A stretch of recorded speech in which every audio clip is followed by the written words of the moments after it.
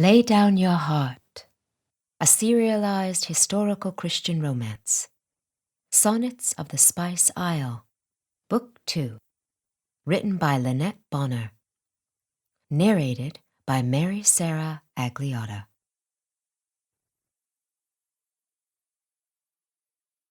John 15:13. Greater love has no one than this, than to lay down one's life for his friends. Indian Ocean, off the coast of Zanzibar, midday, early April, 1866. Aboard his ship, the Wasp, Captain Trent Dawson leaned over a map in his cabin, studying the route RyAnne Hunter had wanted to take to the interior. Taking that route, they would have landed at Bagamoyo and travelled southwestward from there to Lake Nyasa. It would have been a grueling trek.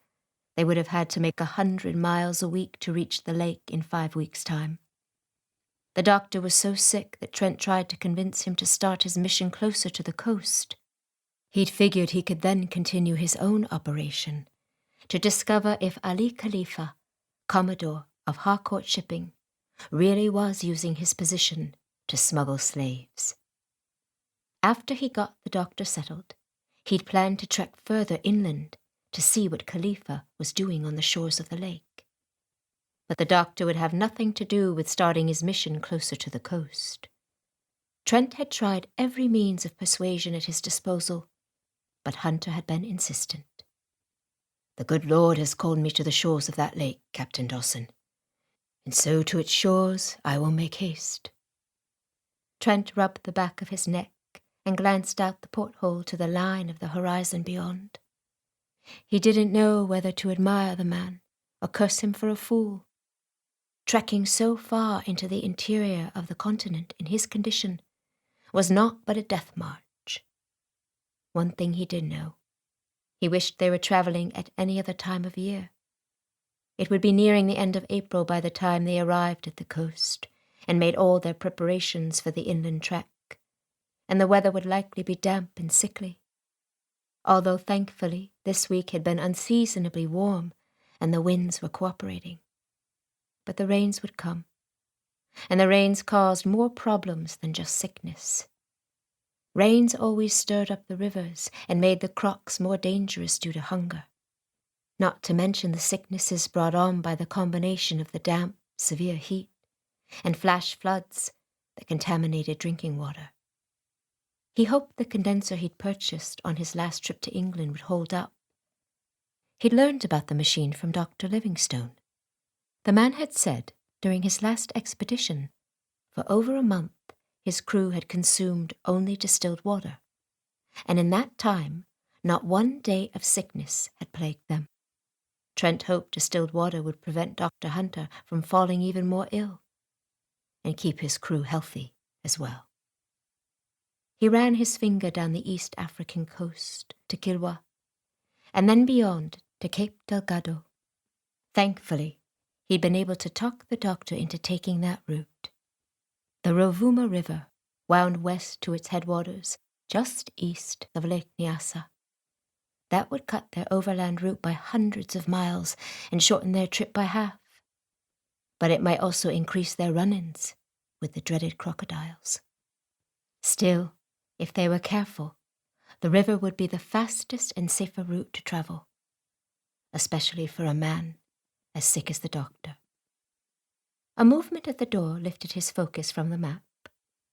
John Knight, ship's boatswain, stood at the door, his hat crumpled in his hand, looking most unsure of himself. "What is it, John?" "Well, Captain." He gave the cap 2 twists. "It's really Garrett, sir. He's found a stowaway." Trent waved a hand of dismissal and turned his attention back to the map. "You know my rule when we find a stowaway, and are less than a day's sail from ashore. Put him in a canoe with 1 canteen of water, an oar and 2 rations of food." "Aye, I told Garrett that, but he insists You want to see this one for yourself." Trent sighed. Keeping order on his ship had often forced him to do things he hadn't enjoyed. Certainly it was harsh to turn a man loose on the sea, with only one canteen and 2 rations, but he'd taken his life into his hands by sneaking aboard. Many a captain would make a stowaway walk the plank and give him nary another thought. "John, when was the last time you knew me to break one of my rules?" John scratched his beard. "Never, Captain." Trent gave a firm nod. "And I don't intend to start now." John sighed. Before he could turn away, Trent asked, "Oh, and who was on guard at the gangway this morning?" John glanced down with a sheepish scuff of his boot against the deck. "That would have been me, Captain." Trent straightened and folded his arms. John had never been suspect of doing a half job before. "How do you suppose the reprobate got aboard?" John couldn't seem to meet his gaze. "There was this monkey, you see. And 'fore I knew what it was about, it had snatched me cap and dashed off with it." A monkey? "Aye." John offered no more of an explanation than that. "So while you were retrieving your cap, you think this stowaway had time to come aboard?" John's hat resembled a wrung-out rag. "Aye." Trent suppressed the twitch that begged to lift the corner of his mouth. He'd have given every man aboard an extra week's pay just to see the well-padded boatswain chasing that monkey. "Well, you've never been known to dally at your post, so I can believe nothing but that you were doing the best you could." A sigh puffed out the man's cheeks. "Thank you, Captain." "You may thank me, but the man who snuck aboard likely won't. Send him on his way." Dismissed. Trent resumed his study of the charts. It took him a moment to notice that John hadn't moved from his position at the cabin entry. He peered up at the man. "Is there something else?" "Captain, begging your pardon, but First Mate Holloman told me not to return lest I brought you with me to administer the punishment yourself." Trent's eyebrows went up at that. Garrett may be his cousin, but he was a first-rate second, and he'd never questioned Trent's orders before. Grabbing his hat, he thrust it on his head and gestured that John should lead the way. Up on the quarter-deck, Garrett, hands clasped behind his back, paced before the longboat as though intent on producing a trench. Upon seeing their approach, he stilled and raised a hand to stop Trent before he could peer into the bottom of the longboat, where the man had obviously hidden himself. Garrett spoke, but in a voice so low, Trent could barely hear him above the wind. "Trent, I feel compelled to remind you of something Aunt Sally, God rest her soul, would say about now." Trent cocked his head. It wasn't like Garrett to break protocol by addressing him so personally while aboard ship, and his mother had passed from this plane when he and Garrett were 10 and 12, respectively. Not to mention, why was Garrett whispering? Had all of his crew gone mad? Garrett cleared his throat and pressed on. "When we were lads, she used to tell us, there is no one in all the world so respected, admired, and revered as a gentleman. Do you remember?" Trent eyed him for a long moment before slowly saying, I remember." Garrett nodded and stepped out of his way. "Very well, then." He swept a hand toward the tarpaulin-covered longboat. "Please take a look." Trent jutted his jaw to one side, suddenly very leery of pulling back the canvas. For heaven help him, he now had a very strong suspicion of who their stowaway might be. And if he was right, acting the gentleman was going to be the furthest thing from his mind. In 2 swift strides he stood at the end of the boat, grabbed the tarpaulin, and heaved it back. There, curled among the nets on the bottom of the boat, lay Miss RyAnne Hunter. Other than flinching at the first burst of light, she didn't even wake at the intrusion.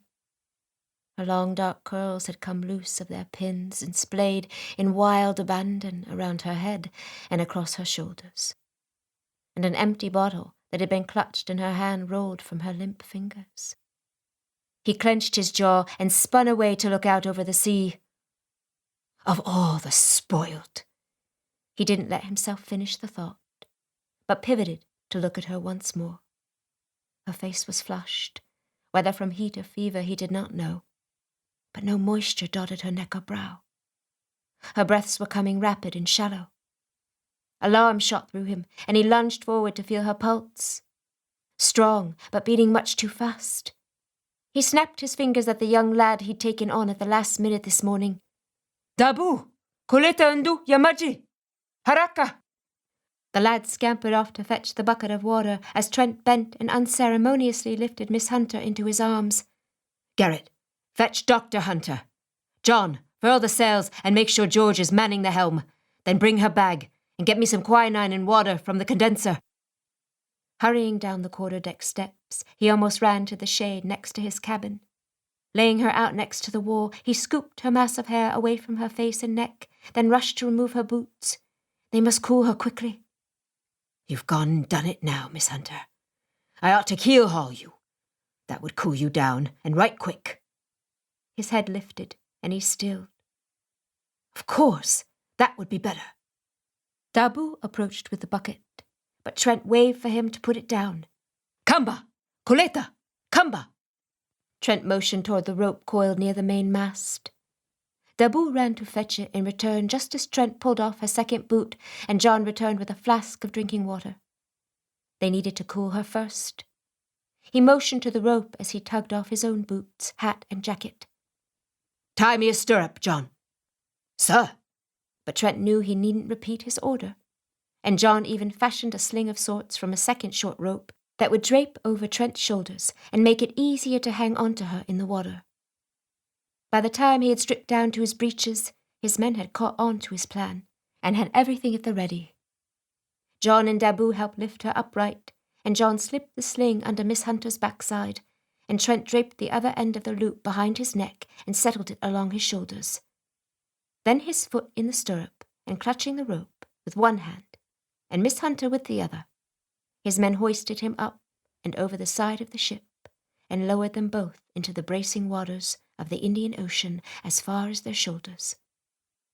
Come on, Miss Hunter. Put some of that stubbornness to good use and come back to us. Preferably before the sharks discover that we're here. He had no desire to risk an encounter with a shark in these waters. Many of them had developed a taste for human flesh because of the slave ships that tossed the sick and dying overboard between the mainland and Zanzibar. He glanced around for any telltale fins and then dipped her back into the water until her head was submerged up to her ears. He shook her slightly. Miss Hunter? Can you hear me? The first sensation RyAnne felt upon waking was the blessed coolness. The next was the realization that she was floating in water. With a gasp, she jolted upright, only to encounter firm flesh and glinting grey-green eyes. Welcome back to the land of the living. They were in the ocean. She was plastered against him, and her gaze skimmed downward past where her hands rested on his bare shoulders, growing wider and wider as she encountered only flesh. "Captain Dawson!" She tried to push away, but she was tied to the man. "Sir, this is most inappropriate. Unhand me at once." Aye, most inappropriate. You should be back on the island, and I should be happily sailing toward the coast, where I will fill the hull of my ship with ivory that will make me a rich man. Instead, here we are, saving your life. Saving?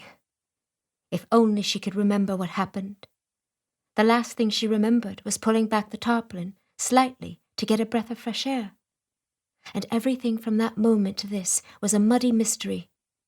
She raised her chin. Then realizing how close that put her face to his, and the lift it gave to one corner of his mouth, she changed her tactic and looked at the side of the ship only a wave's crest away. I can assure you, Captain, I feel most well. Why are we in the ocean tied together like a brace of fish bound for market? She attempted to wet her lips, but her tongue couldn't seem to produce any moisture. Garrett, the fresh water, the captain called toward the deck before looking at her and ordering, grab my neck. Her hands already rested on his shoulders, and there was no way she was going to hold him any more tightly than she already was. Captain, I'm already holding your neck. Have it your way. He let go of her with the one arm he'd had behind her and reached to grab a canteen, snaking down from above. As he did so, the rope holding her up in the water slipped off the back of his shoulders, and she plunged downward. With a squawk, she lurched toward him, clambering and scrabbling until her arms were wrapped so tightly about his neck that they hung, pressed together, ear to ear. He chuckled. I thought you might come around to see it my way, Miss Hunter. He eased back and jiggled the canteen in the line of her vision. Thirsty? Reluctantly, she had to concede that she was. Something, could it be compassion, glinted in his eyes. With his teeth he pulled the cork from the flask and then held it so she could grasp it with one hand. She guzzled thirstily, taking such great gulps that some of the precious liquid spilled over to drizzle down her neck. Thirst quenched, she thought to recork the canteen, so they could return it aloft. However, the cork was still between the captain's teeth. With her one arm clinging to the captain's neck and loath to let go, despite the fact that he was now firmly holding her again, and her other hand holding the canteen, there was only one way. Her face blazed at the mere thought. His lips took on a rakish tilt around the cork, and amusement furrowed up the skin at the corners of his eyes. A passionate glare that ought to have put him in his place only raised a chuckle instead. Well, she would rather face the sharks than give the captain the satisfaction of taking the cork from him with her teeth. Deliberately, she removed her arm from behind his neck. He obliged the gesture by tightening his arm around her waist. Careful to touch only the cork, she took it from his mouth and recapped the flagon, then hooked her arm around his neck again so that he could take the canteen from her once more. He gave the rope tied about it a double tug, and someone from above pulled it upward out of her grasp. For a long moment she stared at him, waiting for him to call that they too should be lifted. But he only stared back, a hint of ill humor tightening the skin around his mouth. Captain, why are we dangling in the ocean? He grinned, but somehow the light didn't quite reach his eyes. That question brings up several very good questions of my own, Miss Hunter. The first being, what are you doing aboard my ship? And the second being, what under all of heaven made you think hiding under a tarpaulin in the blazing sun, out in the middle of the Indian Ocean, might be a good idea? Especially when you're already sick with fever? Confound the tears that pressed at the back of her eyes. She'd known he would be angry, but she hadn't counted on how much his anger would hurt. And if there was one thing she'd learned, it was that tears never solved anything. In fact, they generally made things worse for her. I'm no thief, Captain. I brought money to pay for passage.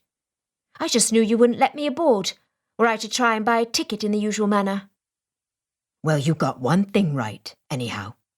She blinked hard, but despite her effort to hold the moisture at bay, one tear spilled over. A muscle ticked in his jaw. His throat worked, and his voice was low and raspy when he spoke. I'm sorry, Miss Hunter.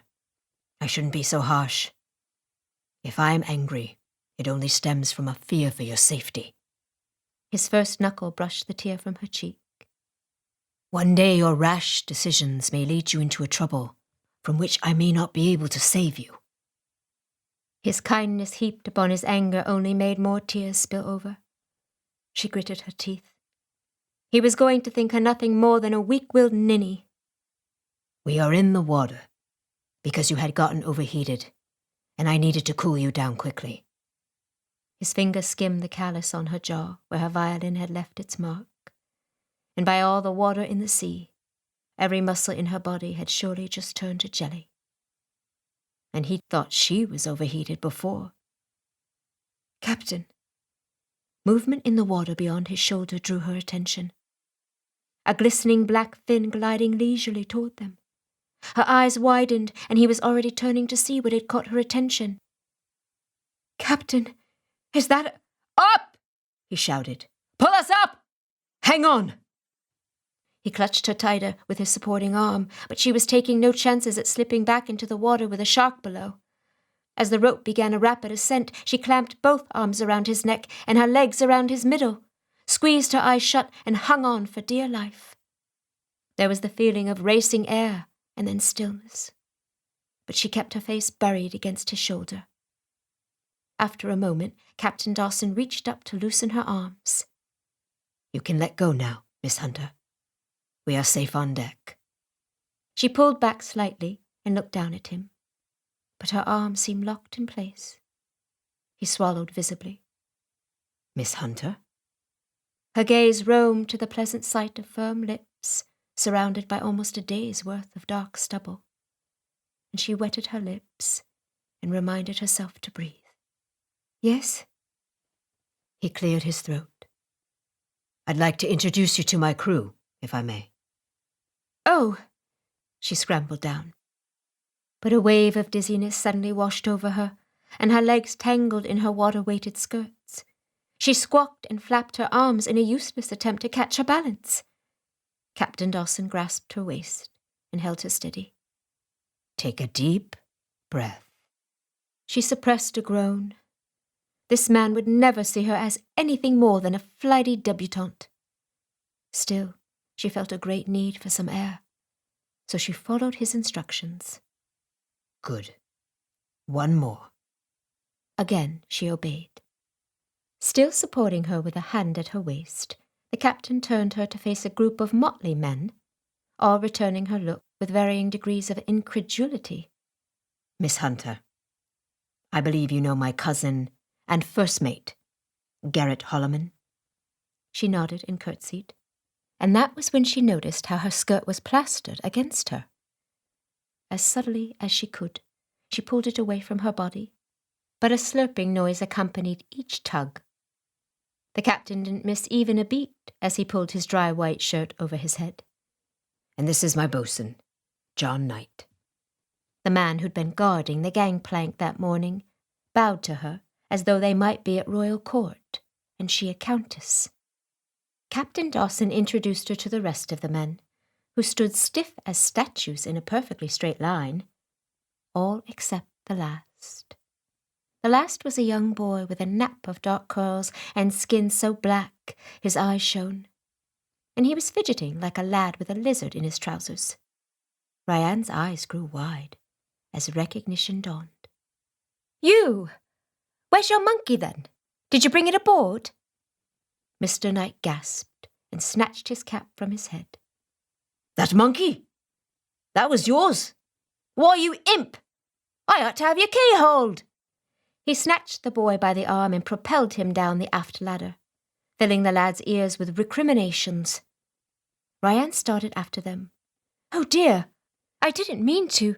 The captain stopped her with a touch to her elbow. Mr. Knight's bark is much worse than his bite, I can assure you. The lad will probably be eating spoonfuls of honey and drinking peppermint tea in Knight's cabin before the sun sinks below the horizon. But for now, I believe your father waits for us in my cabin. He raised a brow at his cousin Garrett, who dipped his chin in acknowledgement. Sickening realization washed over RyAnne. Why had Papa not met her on the deck? Dread gripped her. Papa's well, isn't he? Captain Dawson looked grim. He started to say something, but then snapped his mouth shut and simply held his hand toward the aft of the ship, indicating she should precede him. Another thought penetrated. Captain? How far out are we from Zanzibar? Just over half a day's sailing. Not nearly long enough. Her plan to sneak aboard had been predicated upon the fact that she'd not be discovered too soon. She had wanted Papa to have a couple days to realize how much he missed them, how much he needed them, especially during these, his last days. She sighed. Had she come this far only to have her plans foiled? Still, the closer they were to the island, the more likely he would be to turn back with her. So maybe all was not lost. Miss Hunter?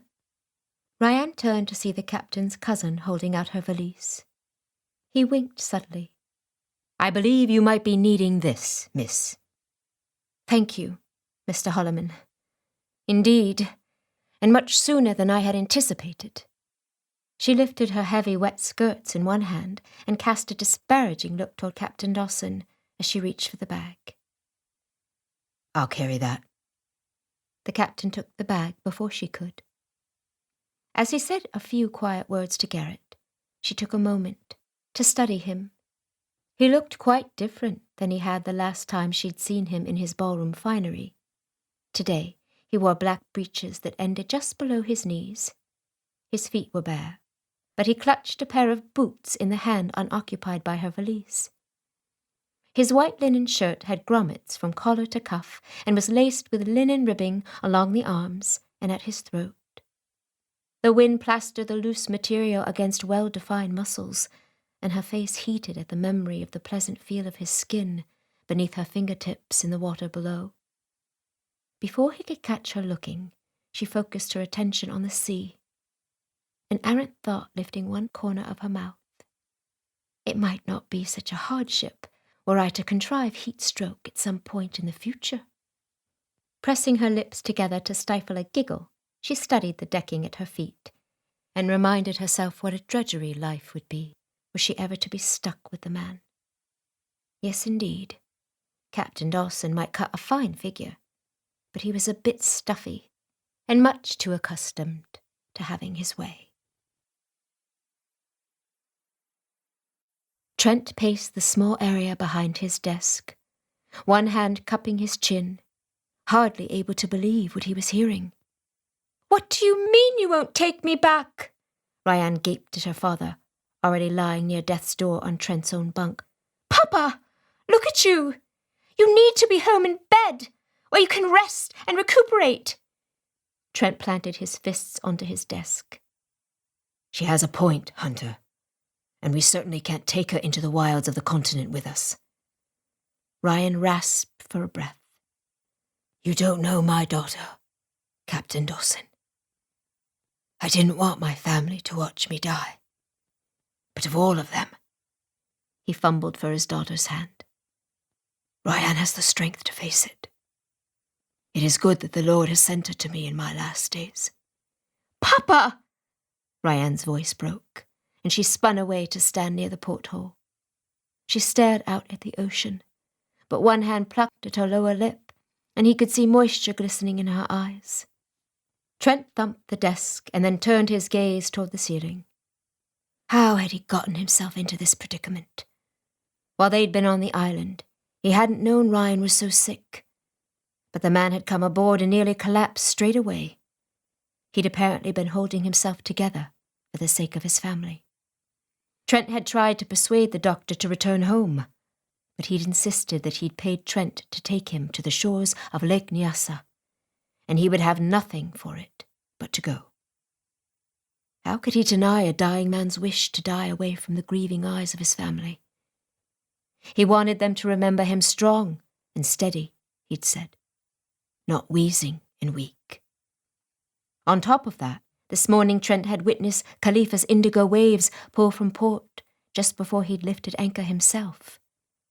If he turned back now, the man would have several days' jump on him, and he might lose the opportunity to discover what his business in the interior really was. And then weighing the other side of the scale, there was Miss Hunter. He folded his arms over his chest and studied her in the light cast from the porthole. She was still trying to keep her composure, and doing a fair job of it. But he knew fatigue from the heat exhaustion would be hitting her soon, and one kind word or gesture was likely to put her over the edge. She needed to get out of her wet clothes, and he hadn't even one suitable place for a lady to dress on the entire brig.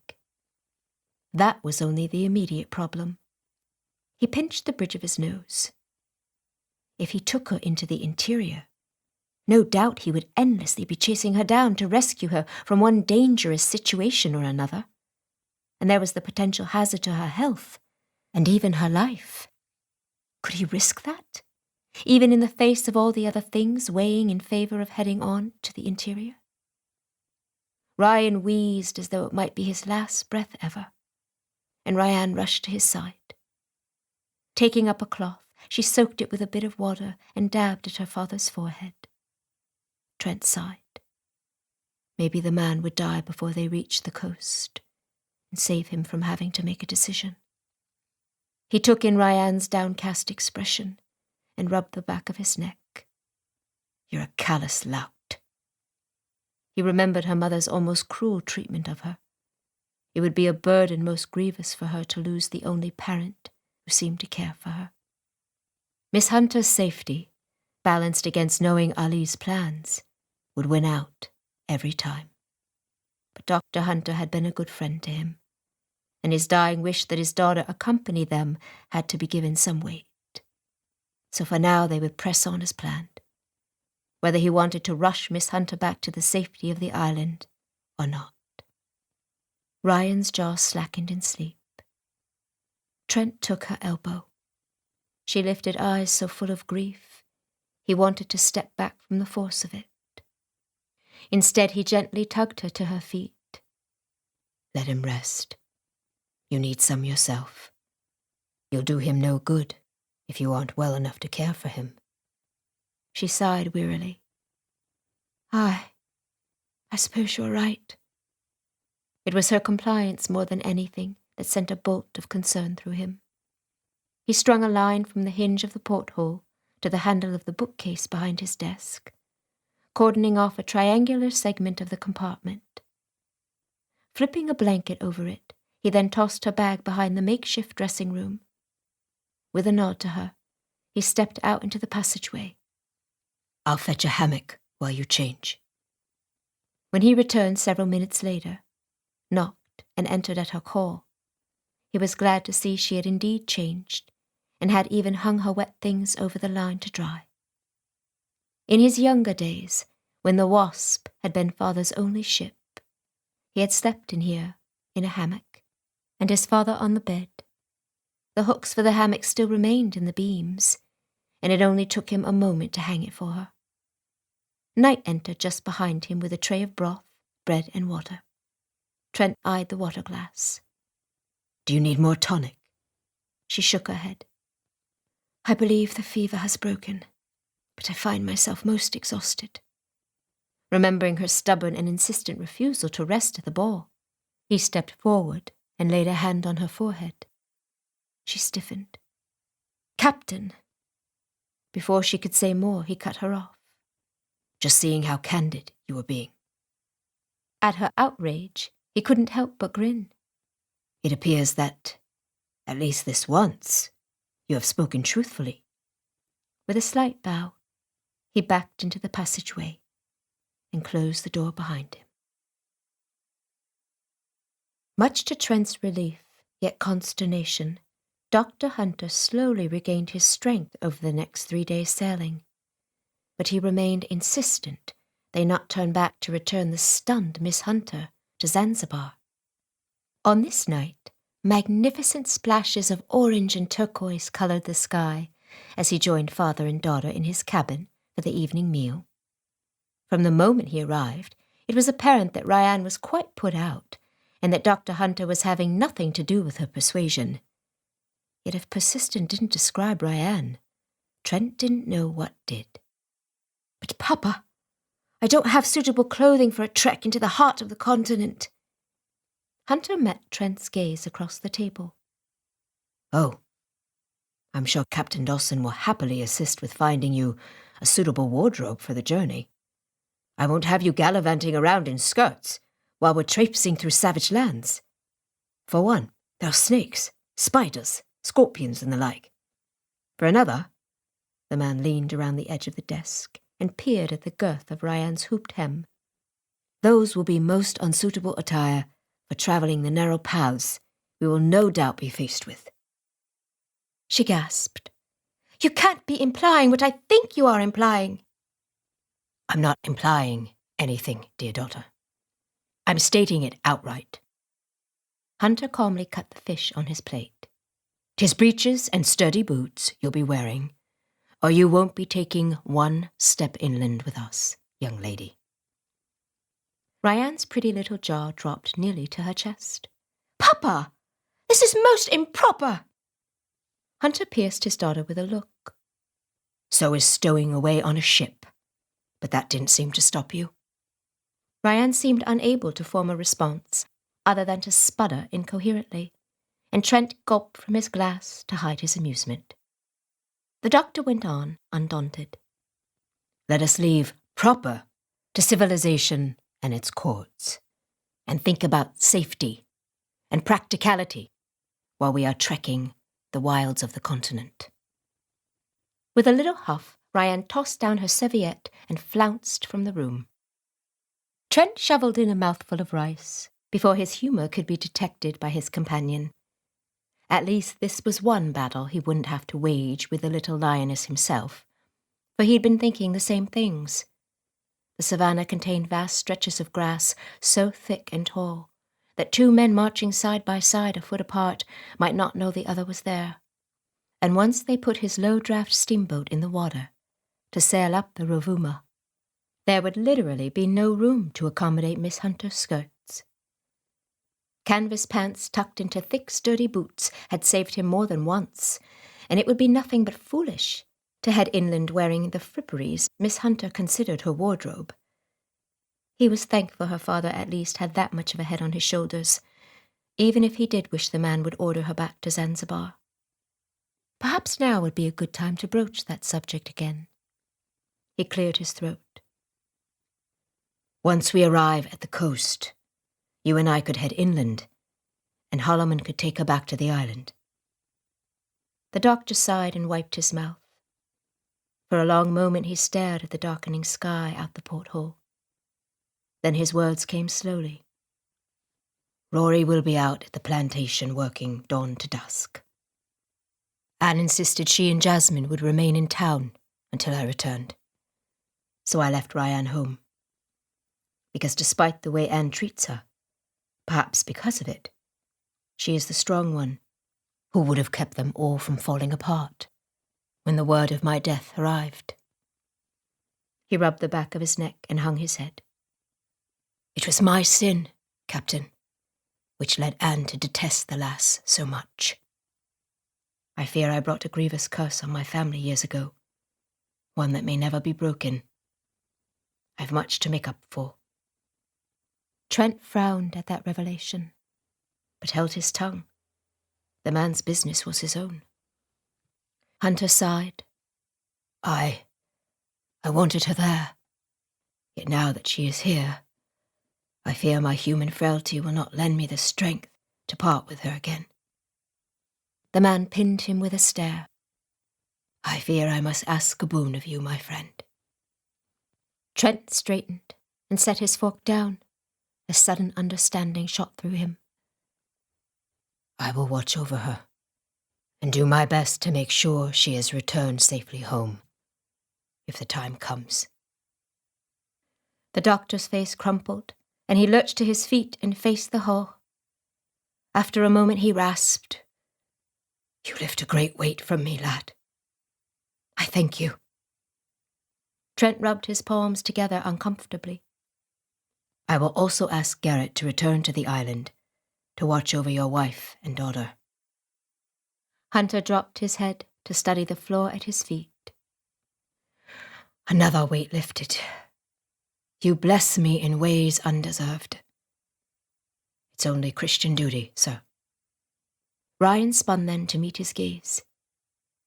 Is it? I would do the same for anyone. The doctor assessed him for a long moment. Maybe. But she will make some man a fine wife one day. Trent jumped up, his chair shooting out behind him as he held up his hands, palms out. Christian duty, sir. That is all. Now, if you'll excuse me, I need to relieve my helmsman. Hunter placed his fingertips on Trent's chest before he could make his escape. Promise me, then, that you'll do one more thing for me. Leery foreboding seeped over him. He settled his hands on his hips. If I can. Promise me you'll not let Braden, Harcourt, or anyone of the like marry her. Trent couldn't stop the bark of laughter that escaped. That may be like asking a mule to prevent rain from falling. The corner of Ryan's mouth lifted. Perhaps. But I've seen you cross swords with RyAnne on more than one occasion, and generally, you come out the winner. So I'm counting on you to give it your best shot. Trent studied the decking at his feet. If the time comes, and if you are not here to speak for yourself, I'll make your wishes known to her. Ryan pulled his hand back and nodded. It's all I can ask, and I appreciate it. Trent made his escape before the man extracted any more intimate promises. The lioness may be pretty and sleek, but he had no desire to spend the rest of his days fighting her sharp claws and biting wit. RyAnne didn't do much except rouse to eat and then sleep some more for the next several days. Papa seemed to have turned a corner, resting most of the time himself, and her mind had been eased a small measure with regard to his condition. But after several days of rest, her strength had returned, and she feared she was beginning to come down with a case of cabin fever, as Captain Dawson called it. So she couldn't have been more relieved when the land-ho call had rung out over an hour ago, and Papa had gone topside to get the details. A little thrill rushed through her at the thought of getting to explore a new city. RyAnne took advantage of Papa's absence to change into her only remaining clean dress, and now waited for him to fetch her once the ship had docked. The port was called Bagamoyo. Lay down your heart. Her brow furrowed as she primped her hair in the reflection of the tea tray. How odd that a town should be named such a thing. Why ever would they have wanted to call it that? But she set the tray down and smoothed her skirts. Never mind the name. A town was a town. She was looking forward to doing a little shopping, eating a fresh mango, and maybe even some roasted peanuts. She paced the confines of the captain's cabin, waiting for Papa to fetch her. Memories of the Zanzibar harbour assailed, and her stomach turned a long, slow curl. Truth be told, if this harbour was going to be anything like that, she was happy to remain here, below decks, until she could escape the ship with as little exposure to the atrocities as possible. But she hadn't heard even one murmur about this harbour being similar to that on Zanzibar, so likely she needn't worry. Finally, she felt the bump of the ship against the dock. They had arrived. Soon her feet would be on blessed solid ground. Slowly the minutes ticked by, but Papa did not come to get her. She peered out the porthole, but all she could see was the side of another ship in the next slip over. She poked her head out into the passageway. Empty and silent. Papa must have forgotten her. She would just go up and find him so they could go into town together. Bosun Knight hurried toward her the minute she stepped into the thankfully pleasant-smelling air on the deck. Miss Hunter, your father asked that I instruct you to remain below decks until we can set sail once more this evening. Nonsense! Whatever for? An undulating screech sliced through the humid air. Much more than terror, so much more, reverberated in that short wail. It held a note of finality, a tenor of defeat. And the first was followed by a second and a third. The cries rose up together in chorus, and underlying them some deeper shouts, cold and uncaring, the crack of whip and jangle of chain. John Knight clutched at her sleeve. "Miss!" She brushed past him, drawn to the starboard rail as if pulled by a lead rope. A dhow was tied up across from them in the slip that shared their dock. On the shore, a line of poor, woeful souls shackled together shuffled toward the gangplank of the dhow. None of them wore more than a breechcloth, man, woman, or child, all so thin that she could have counted their ribs. Two thickly muscled men strode along the dock, each holding a sharp prod in one hand and a whip in the other. These they liberally used on any of the pitiable, frail wretches they deemed too slow or uncooperative. A whip descended across the shoulders of a hunched old man, leaving a crimson streak in its wake. RyAnne flinched and looked farther down the line. A wide-eyed woman bent and frantically tried to disengage the shackle around her ankle. Bright red blood and white bones stood in contrast to her dark skin. She'd obviously tried to remove the clasp before, to no avail. One of the slavers shouted at her, but when she was slow to rise, he jabbed her with the point of his goad. With a haggard cry, the woman scrambled forward, and the slaver gave a satisfied nod. RyAnne's hand rose to her mouth. She absent-mindedly registered Mr. Knight by her side, saying something. He took her arm, but she shook him off and gripped the rail. At the top of the gangplank, two other slavers waited to receive the slaves being prodded their way. One held a key, and as each reached the deck, he bent and unlocked their shackles, then handed them off to another man. There were no slaves on the deck, so they were obviously being taken below. The dhow was small, smaller even than Captain Trent's brig, yet at least 100 more slaves still waited to be taken aboard the vessel. She'd heard of slave ships that gave only a meter of room between decks and packed the slaves in so tightly they lay shoulder to shoulder. But she was only now beginning to realize what a sheltered life Papa had ensured she had. Stories didn't compare to actually witnessing such atrocities. How could people be so cruel to one another? She swallowed and absent-mindedly rubbed her fingertips over her forearms. Had the woman who had birthed her faced something like this earlier in her life? She remembered the question that had come to her as she had first registered the horrors at the Zanzibar harbour. "Whom shall I send, child?" Something ought to be done. But what could she, a lone woman, do about the injustice in the world? She couldn't take that whole ship's crew on by herself, and the law was not on her side. They were doing nothing illegal, provided they only shipped the slaves to Zanzibar. She thought of Papa. First, she needed to return him to Zanzibar, where he would have better medical treatment. She must convince him. But she swallowed and scanned the dhow once more. What kind of person would she be to witness things like this and not at least try to do something? She pressed the heels of her hands to her eyes as defeat washed over her. How had she lived in a land full of slavery all her life and never truly understood the dehumanizing origin of it? She'd even treated wounds at the slave market. However, nothing had struck her to the core like this sight. The odds of actually making a difference seemed insurmountable. Her desire to explore the town had vanished.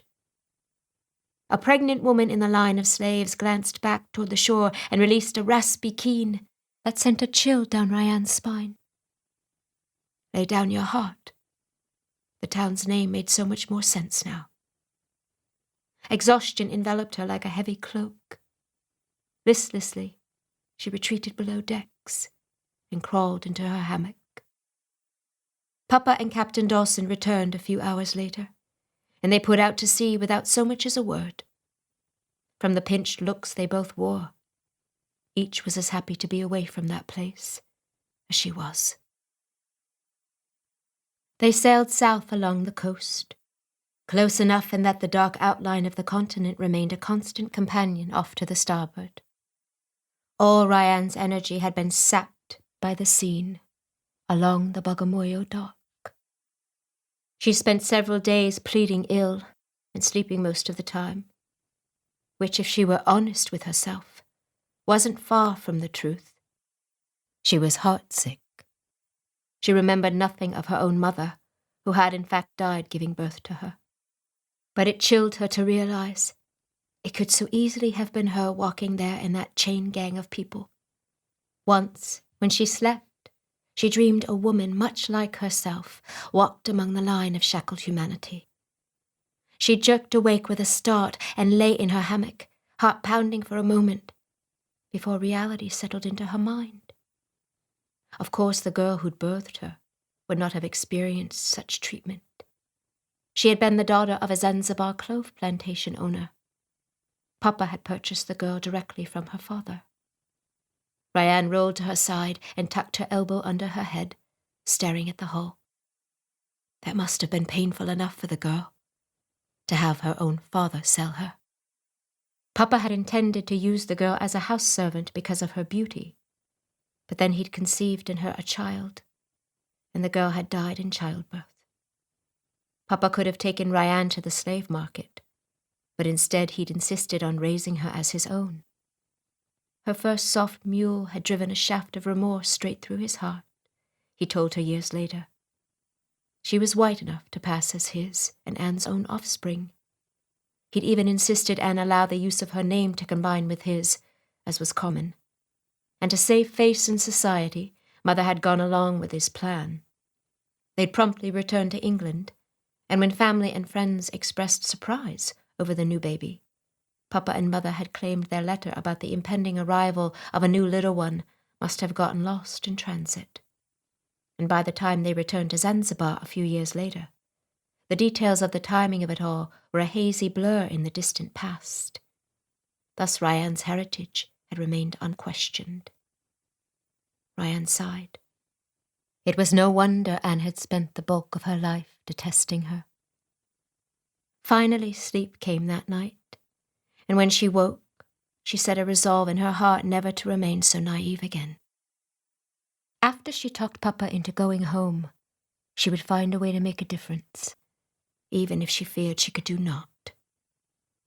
She felt better after that, and when a few days later there came a knock on the captain's cabin door, she actually felt relief at the intrusion. "Who's there?" she called as Papa roused from a nap and rubbed his palms over his face. "Begging your pardon, miss, but the captain has sent word. We'll dock at Cape Delgado by nightfall." Finally, she would get to escape the wearisome rocking of this ship. While at Bagamoyo, Trent had sent word to a friend at Cape Delgado that they would like a place to stay while they assembled the parts of the little steamship he and Papa had purchased for this trip. Tonight, they were to stay in the home of his friend, a British commodore in charge of keeping the peace and battling slavery in the towns along the coast. Surely there would be dancing and music, and maybe that would begin to erase the helpless feeling that had been hanging over her, like a grey cloud for the past few days. Music.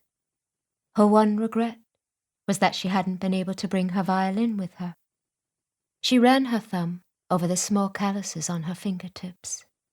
Would they be gone before she had the chance to play again? Papa excused himself so she could change her dress, and she'd just finished buttoning the shirtwaist of her yellow ensemble when a knock sounded once more. Papa must have returned to change into his evening coat. Her excitement had been building steadily since the announcement earlier. Hurrying across the room, she flung the door open. "Oh, Papa, I'm so excited to hear music again." Captain Dawson leaned in the companionway, one shoulder planted into the bulkhead, arms folded. He'd been so busy for the past several days that she'd hardly seen him, much less spoken to him. His eyes swept her, and a gleam leapt to life there. She smoothed her hands over imaginary wrinkles. Why did she want his approval so much? "I'm sorry, I thought—" Waving away her apology, he straightened. "I should have announced myself." He bowed over her hand, holding her gaze as he did so. "You look very rested." Rested. She just spent over a quarter of an hour primping her hair and dressing, and the word that came to him was rested? She pulled her hand free and forced a curtsy. "Thank you, Captain Dawson." Dash it all! Why did she care a whit what this man thought of her? If you'll pardon me, I need to access my chest inside. Of course. I'll just go find Papa up on deck. The next 30 minutes were occupied with the crew docking the ship along a rickety-looking wharf. A carriage had been sent down from the main estate, and a short ride later they arrived at a great house on a low bluff overlooking the ocean below. Just a furlong or so away, small huts clustered near the Rovuma River, which flowed down the hill and dumped into the bay. Trent introduced her and Papa to Commodore Llewellyn Cornwall, who seemed a pleasant enough fellow, if a bit drawn to his drink, and who in turn presented the dark-haired Arab, already seated at his table. RyAnne's stomach pitched. May I present Ali Khalifa, here on behalf of Harcourts Shipping to trade for supplies. The Commodore and Captain Dawson exchanged glances full of some elusive meaning. Ali Khalifa's eyebrows rose as RyAnne was introduced.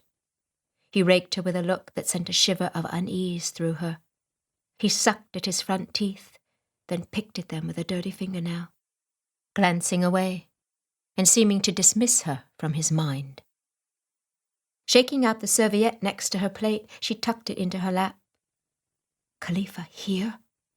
What was the Commodore of Harcourts Shipping doing on an inland trading mission? The whispered conversation she'd overheard in the Harcourts garden the night of the ball came back to her with sudden clarity. She stiffened. Could Khalifa be one of the men she'd heard? She swallowed.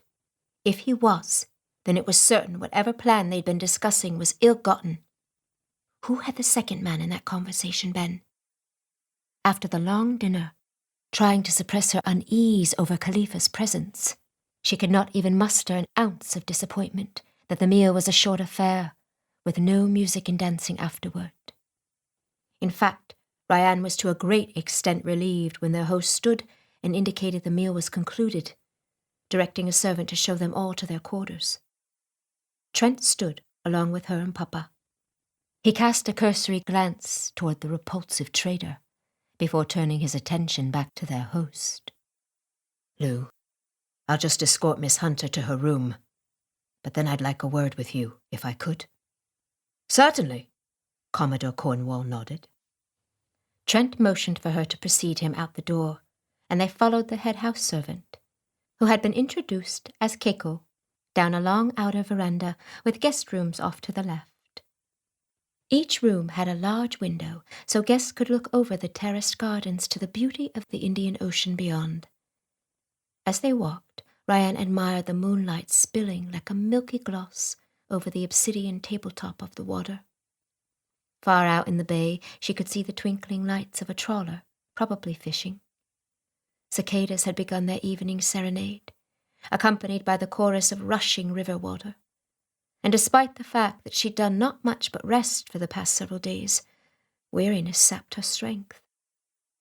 Trent paused just outside her room as Keiko unlocked the door and handed her the key, and then returned the way they had just come. "Thank you, Captain. Good evening to you." She started into her room. Miss Hunter? Trent's words froze her on the threshold, and she turned to face him. "Yes, Captain?" He rubbed the back of his neck, glancing down at the rattan mat under his feet before peering up at her. Are you well? She lifted her chin and swallowed. "I will be fine, thank you." Yes. He cleared his throat. Let me remind you that over the next few days, I'm going to be very busy putting our boat together and loading it with supplies. If you find yourself getting bored and have a yen to run off to a cockfight or a slave market, I hope you will take into consideration. He glanced back toward the dining room, where they'd just left Khalifa, and something dark rippled across his features.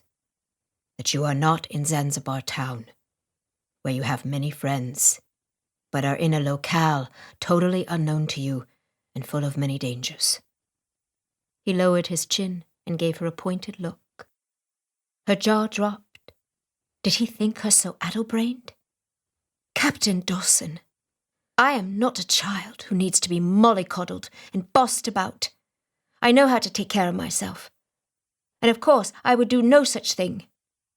He clasped his hands behind him and headed back down the veranda toward the main house, then paused and glanced over his shoulder, his brows arched in apparent skepticism. I, for one, hope you can prove those words to be true, Miss Hunter. Good evening. He offered a sketch of a bow. She stomped into her room and slammed the door behind her. Of all the pompous bores in the universe, why did that one have to be so comely? Keiko directed Trent toward the parlour when he stepped back into the main wing of the house. Lou sat on the settee nursing a finger of scotch. He indicated the decanter on the sideboard. Help yourself. Trent sat in one of the wing-back chairs across from the Commodore. No thanks. He clasped his hands and leaned forward, resting his elbows on his knees as he studied his old friend. The many days of heavy drinking were wearing hard on the man. Veins etched trails across his bulbous nose, and wrinkles added years Trent knew were not there. Lou turned the glass and assessed the amber liquid in the bottom. His lower lip protruded. You're probably wise not to start, my friend. The old girl's not much of a companion. Despite his words, the man lifted the glass in a trembling hand and sipped unsteadily. Trent studied the floor for a moment before looking up to meet Lou's gaze. What news have you? He turned to scan both entrances to the room and lowered his voice to ensure he wasn't overheard. Of Khalifa. Lou set his glass on the table by his side and rubbed a hand down his face. He arrived day before yesterday. He and his crew have been loading casks of dried fish and tea onto his indigo waves. Lou pursed his lips. Interesting thing is that Khalifa plans to take several of his crew inland on a trading mission as soon as they finish loading the ship, probably in the next few days. His first mate is apparently going to sail the cargo to England. Trent rubbed the back of his neck. He'll have a good week's jump on me then. There is no way we can get the B assembled before then. Lou nodded. You'll have one thing on your side. He and his men are taking canoes, so perhaps your steamer will allow you to make up some time once you are underway. Canoes? Trent cupped his chin and considered that. That means he'll likely be taking any captives overland, on the trail of chains to Bagamoyo.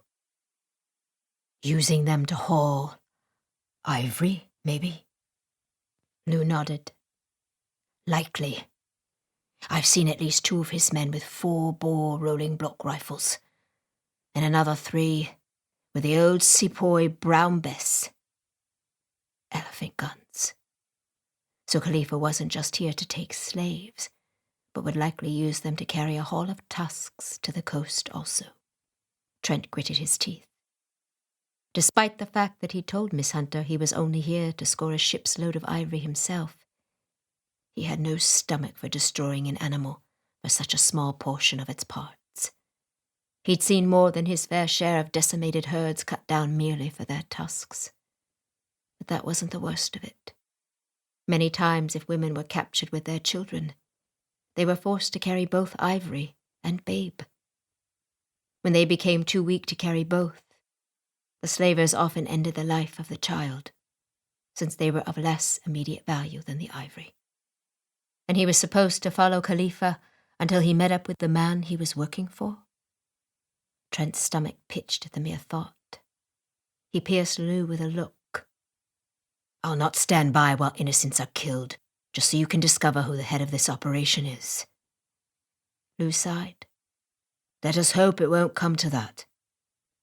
If you can befriend him, perhaps you will gain his trust and can get the information we need before he can wreak too much havoc across the continent. Just remember, we don't get paid unless we put a stop to the whole ring. Befriending such a man was the furthest thing from his mind. Trent stood. No amount of money on earth is worth selling your soul.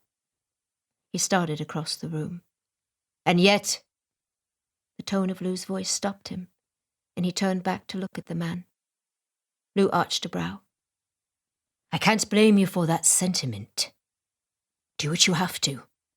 However, how many more lives will be lost in the future if we don't find the ringleader and cut off the head of the snake? Trent clenched his jaw and headed for his room, without replying. What had he gotten himself into?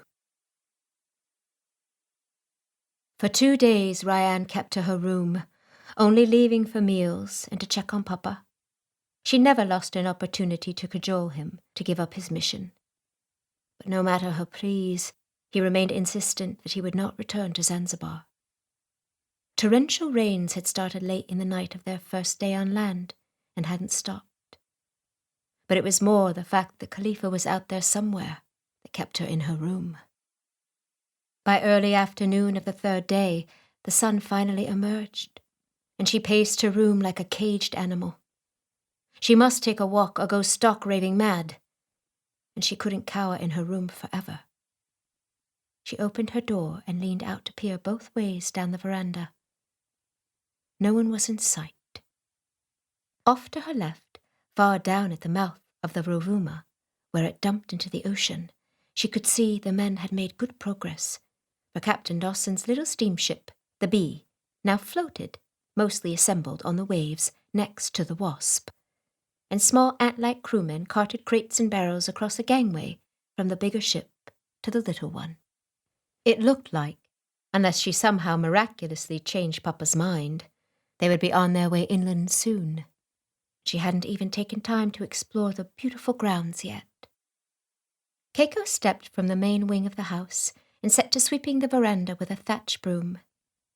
If he was anything like Sarah, he would be able to tell her exactly where everyone staying at the house currently was. "Good afternoon, Keiko," she called. He paused and bowed in her direction with a touch to his forehead. "Where is everyone?" Straightening, he glanced down toward the Wasp.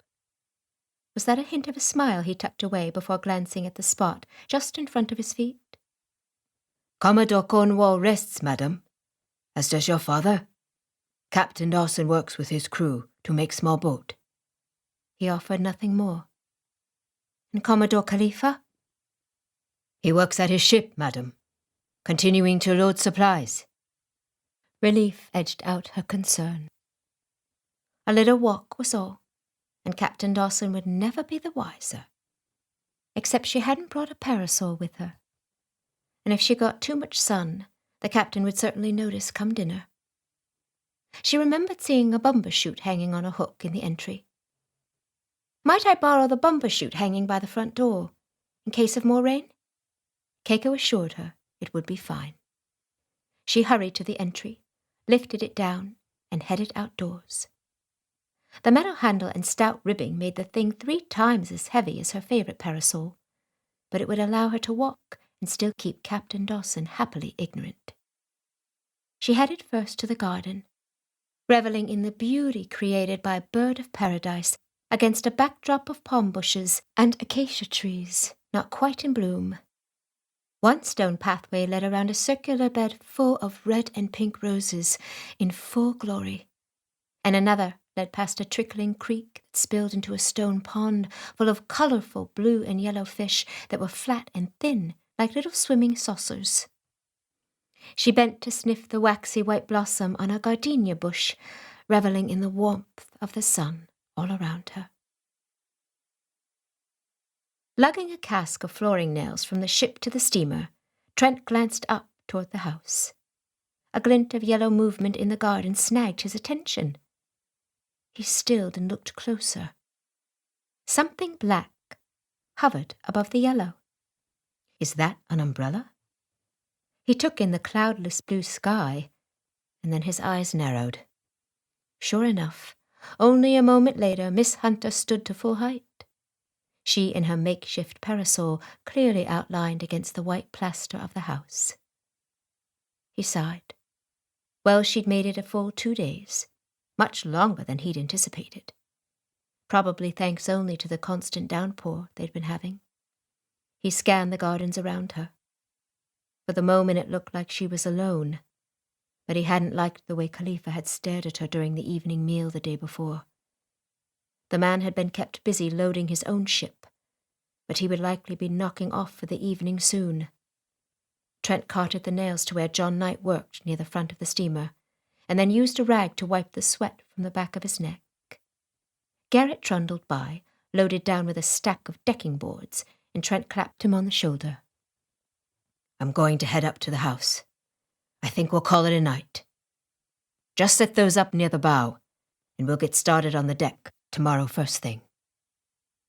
Garrett offered a knowing grin with a tip of his chin toward the garden. Go on, then.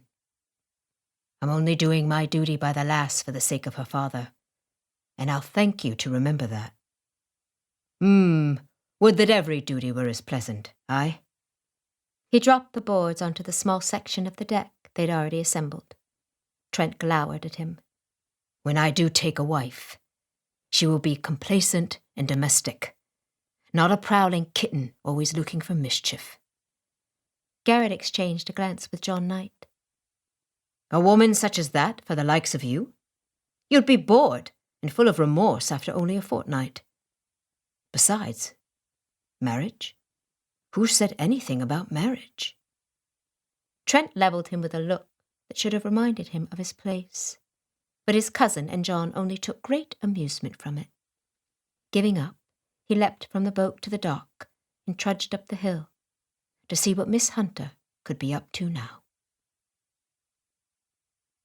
The steady rush of the Rovuma grew louder the closer RyAnne got to the edge of the garden. And just ahead she could see the first of the huts that began the servants' quarters. A breeze picked up, and RyAnne tilted her head back, enjoying the soft, cooling caress. She hadn't realized how warm she'd become on her stroll. Water would be just the thing. She pulled her handkerchief from her skirt pocket. She could wet it and cool her face and neck with it. She took 2 steps toward the river, but then froze and glanced down the hill toward the bay. The crew still worked, passing back and forth from the larger ship to the smaller, and the river lay just ahead, only a few paces away. She would just dampen her handkerchief and then return to her room before dinner. Besides, she'd like to get a closer look at the river that would be home for the next several weeks. She started forward, but then noticed a young baby, not more than 18 months, peering at her around one of the huts. The combination of black hair twisted into tiny braids that poked from her head in all manner of directions, round pinchable cheeks and sparkling eyes, drew RyAnne a step nearer. Upon closer inspection, RyAnne tensed with a start. The child was totally and completely naked, but her skin was quite light, despite her woolly woven hair. She was of mixed blood, just like me. Her heart went out to the child, and she bent down. "Hello there!" She waggled her hand, offering a friendly smile. With a giggle, the little face disappeared, only to reappear a moment later, as though checking to see if RyAnne was still in the same place. What a delightful child. She took another step, dipped her umbrella low enough to hide her face, and then quickly lifted it, making a silly cross-eyed grimace as she did so. Gales of giggles erupted. But an adult must have called, because the little one glanced over her shoulder, pulled back, and disappeared from sight. A moment later, a woman balancing a pot atop her head stepped out from behind the other side of the hut and headed toward the river. One glimpse of her nearly naked body jolted RyAnne's gaze to the ground. Of course she had seen women naked before, when she'd helped Papa doctor slaves at the market on the island, but it never ceased to give her a bit of a start. And the woman looked so much like the poor souls who'd been forced onto that ship the other day. Other than a thin leather strap about her hips, with 2 leather flaps, one hanging down in front and one in back, the only other clothing the woman wore was the strip of dirty cloth that held a baby to her back. The very child RyAnne had just been playing with. RyAnne covered her mouth with one hand. If her own mother had not died giving birth to her, would Papa have left her with the woman? Her heart stuttered and then rushed as if to catch up. Would she have grown up the bastard daughter of a slave instead of the youngest child of a doctor who owned a successful indigo plantation? The tot twisted around and grinned at her, then tucked her little face under the wrap of cloth, hiding in embarrassment. RyAnne's heart squeezed.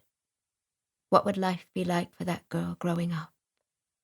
Never fitting fully into one world or the other. Too white for the one and too black for the other. The child peeked at her again, impish delight shimmering in her gorgeous eyes. The helpless feeling that had consumed her as she watched the slaves being forced aboard that ship returned in full force. But this time things were different. Here were some people whose lives she could make a little bit better. It wouldn't be much, but she had to help her. At least offer the woman some cloth to make clothing for herself and the baby. She followed down the dusty path toward the river. How would she even communicate with the woman? Would she speak the same Kiswahili, spoken on Zanzibar? The path descended down a gently rocky slope toward a sandy stretch of beach along the river. The water looked muddy and fast, and she could tell it was higher than normal, because several plants clung precariously to their soil, and even as she watched, one broke away and washed downstream.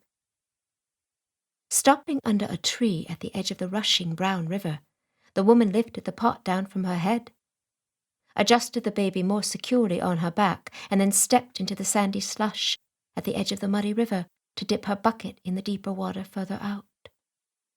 The water frothed. There was a flash of a leathery spiked tail and beady bulging eyes, and then the woman's feet jerked out from under her. With an undulating wail that made every hair on RyAnne's neck stand at attention, the woman lurched for the tree trunk.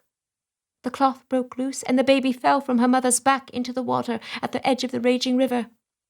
With a shriek of shock, her little hands fisted, and the toddler tried to stand, but the water sucked her feet out from under her. The eddy was pulling the child deeper into the water. RyAnne rushed forward, and even as she ran, on the far embankment there was a splash, and she looked up just in time to see a spiky tail disappear into the mud-coloured water. Dropping her umbrella, RyAnne plunged headlong into the river. Her fingers grazed the little one's leg, but before she could grasp her, she was just out of reach. Jesus! RyAnne surged ahead, water blurring her vision. The girl had disappeared. RyAnne thrust her arms blindly through the brown water. And then, blessed Saviour! Her hand wrapped around one little leg just before the child was swept out into the main current and lost forever. Beside them, the crocodile still had firm hold of the girl's mother. The woman thrashed and kicked, screeching at the top of her lungs and clinging to the mangrove tree for dear life. Red swirls mixed with the brown water where the crocodile's teeth remained clamped about her leg. RyAnne swiped water from her face. There was no time. Heartless as it was, RyAnne tossed the toddler toward the shore. She bounced on her backside, then tumbled over onto her belly, shrieking in terror. "Run!" RyAnne screamed at her, even as she jerked her umbrella toward her. "Kukimbia! Kukimbia!" That command seemed to penetrate, because the little child tucked her feet under herself and lurched farther up the embankment. Wet skirts impeding every movement, RyAnne jerked the bumper chute closed and gripped the top end like a club as she waded closer to the woman and the beast. Her heart clambered for release from her chest, and her mouth held no moisture. Surely at any minute her legs would give out from under her, but she couldn't leave the woman to such a fate without trying to help her. Raising the umbrella high over her head, RyAnne brought the handle down on top of the beast's head. The creature didn't even budge. "Hold fast!" she yelled to the woman as she whacked the scaly thing again and again. Still it did not release its grip, but seemed to tug all the harder and loosed a low rumble from its throat. Its eyes! She aimed her next swing at one of the bulging eyes, and with a hissing growl, the beast let go. Oh, blessed Jesus! But with one rotation in the water, the creature righted itself and lurched right toward her. RyAnne scrambled backward, but not before the crocodile's teeth sank into the hem of her skirt. It gave a mighty tug, and her feet went out from under her. "RyAnne!" She'd never been more relieved to hear the captain's voice. He tore into the water beside her with a feral yell. He aimed his pistol at the scaly head and fired. The crocodile's eyes slipped shut, and its whole body went limp. But its teeth were still clamped around her skirt, and the rushing water pushing it was dragging her out into the current. "Captain!" She clutched at him, and he grabbed her by her arm and pulled her back onto the beach. Snatching a knife from his sheath, he sank it into the material of her skirt and cut a quick U-shape to release the croc's snout. Then planting his boot against it, he shoved it out into the raging water. RyAnne scrambled toward the woman who had simply collapsed at the base of the mangrove. Her leg was still in the water and was bleeding profusely just below her knee. "Help me with her!" Then she remembered the second croc she'd seen slipping into the water. "There was a second one!" She pointed to the beach on the other side. "I saw it splash into the water from there!" But the captain wasn't even looking at her. He was facing the river, and his pistol was already held at arm's length. And something that could have passed with a cursory glance as a log slithered toward them through the water. "I see it. Just get her up on the beach." He fired off 2 shots. RyAnne unclasped the woman's fingers from around the trunk of the tree. Mercifully, it appeared she had passed out. Whether from fear or blood loss, it didn't matter. They would be able to help her better while she was unconscious. Up on the embankment, the little girl still wailed, although not as hard now. RyAnne glanced up. Several from the village had gathered along the embankment, no doubt drawn by the shrieking and commotion, and a black woman clothed like a maid was shushing and comforting the child. RyAnne snapped her fingers at Keiko, who stood among them. "Bring me a belt or rope or something, quickly!" Without waiting to see if he complied, she turned her attention back to the woman's leg. It was crushed severely below the knee. Splinters of bone protruded through several of the gashes of torn flesh. The foot canted off at an improbable angle. The leg would have to come off, but the knee looked normal, so they'd likely be able to save it, which was good. It increased her chances of survival. "I'll need that belt!" She glanced up, thankful to see the man standing beside her with a length of sash in his hands. He handed it to her, but as she tied a tourniquet, using a small stout stick from the ground, he spoke. "She is gone, madam. You should let her travel to the other world in peace." Happy to see the tourniquet seemed to be tight enough, she brushed Keiko aside and tugged the woman further from the water. "She is not gone. She is only passed out. She will live, but I have to help her." Satisfied that she'd pulled the woman far enough from the river to prevent another unexpected attack, she knelt to examine the wound again.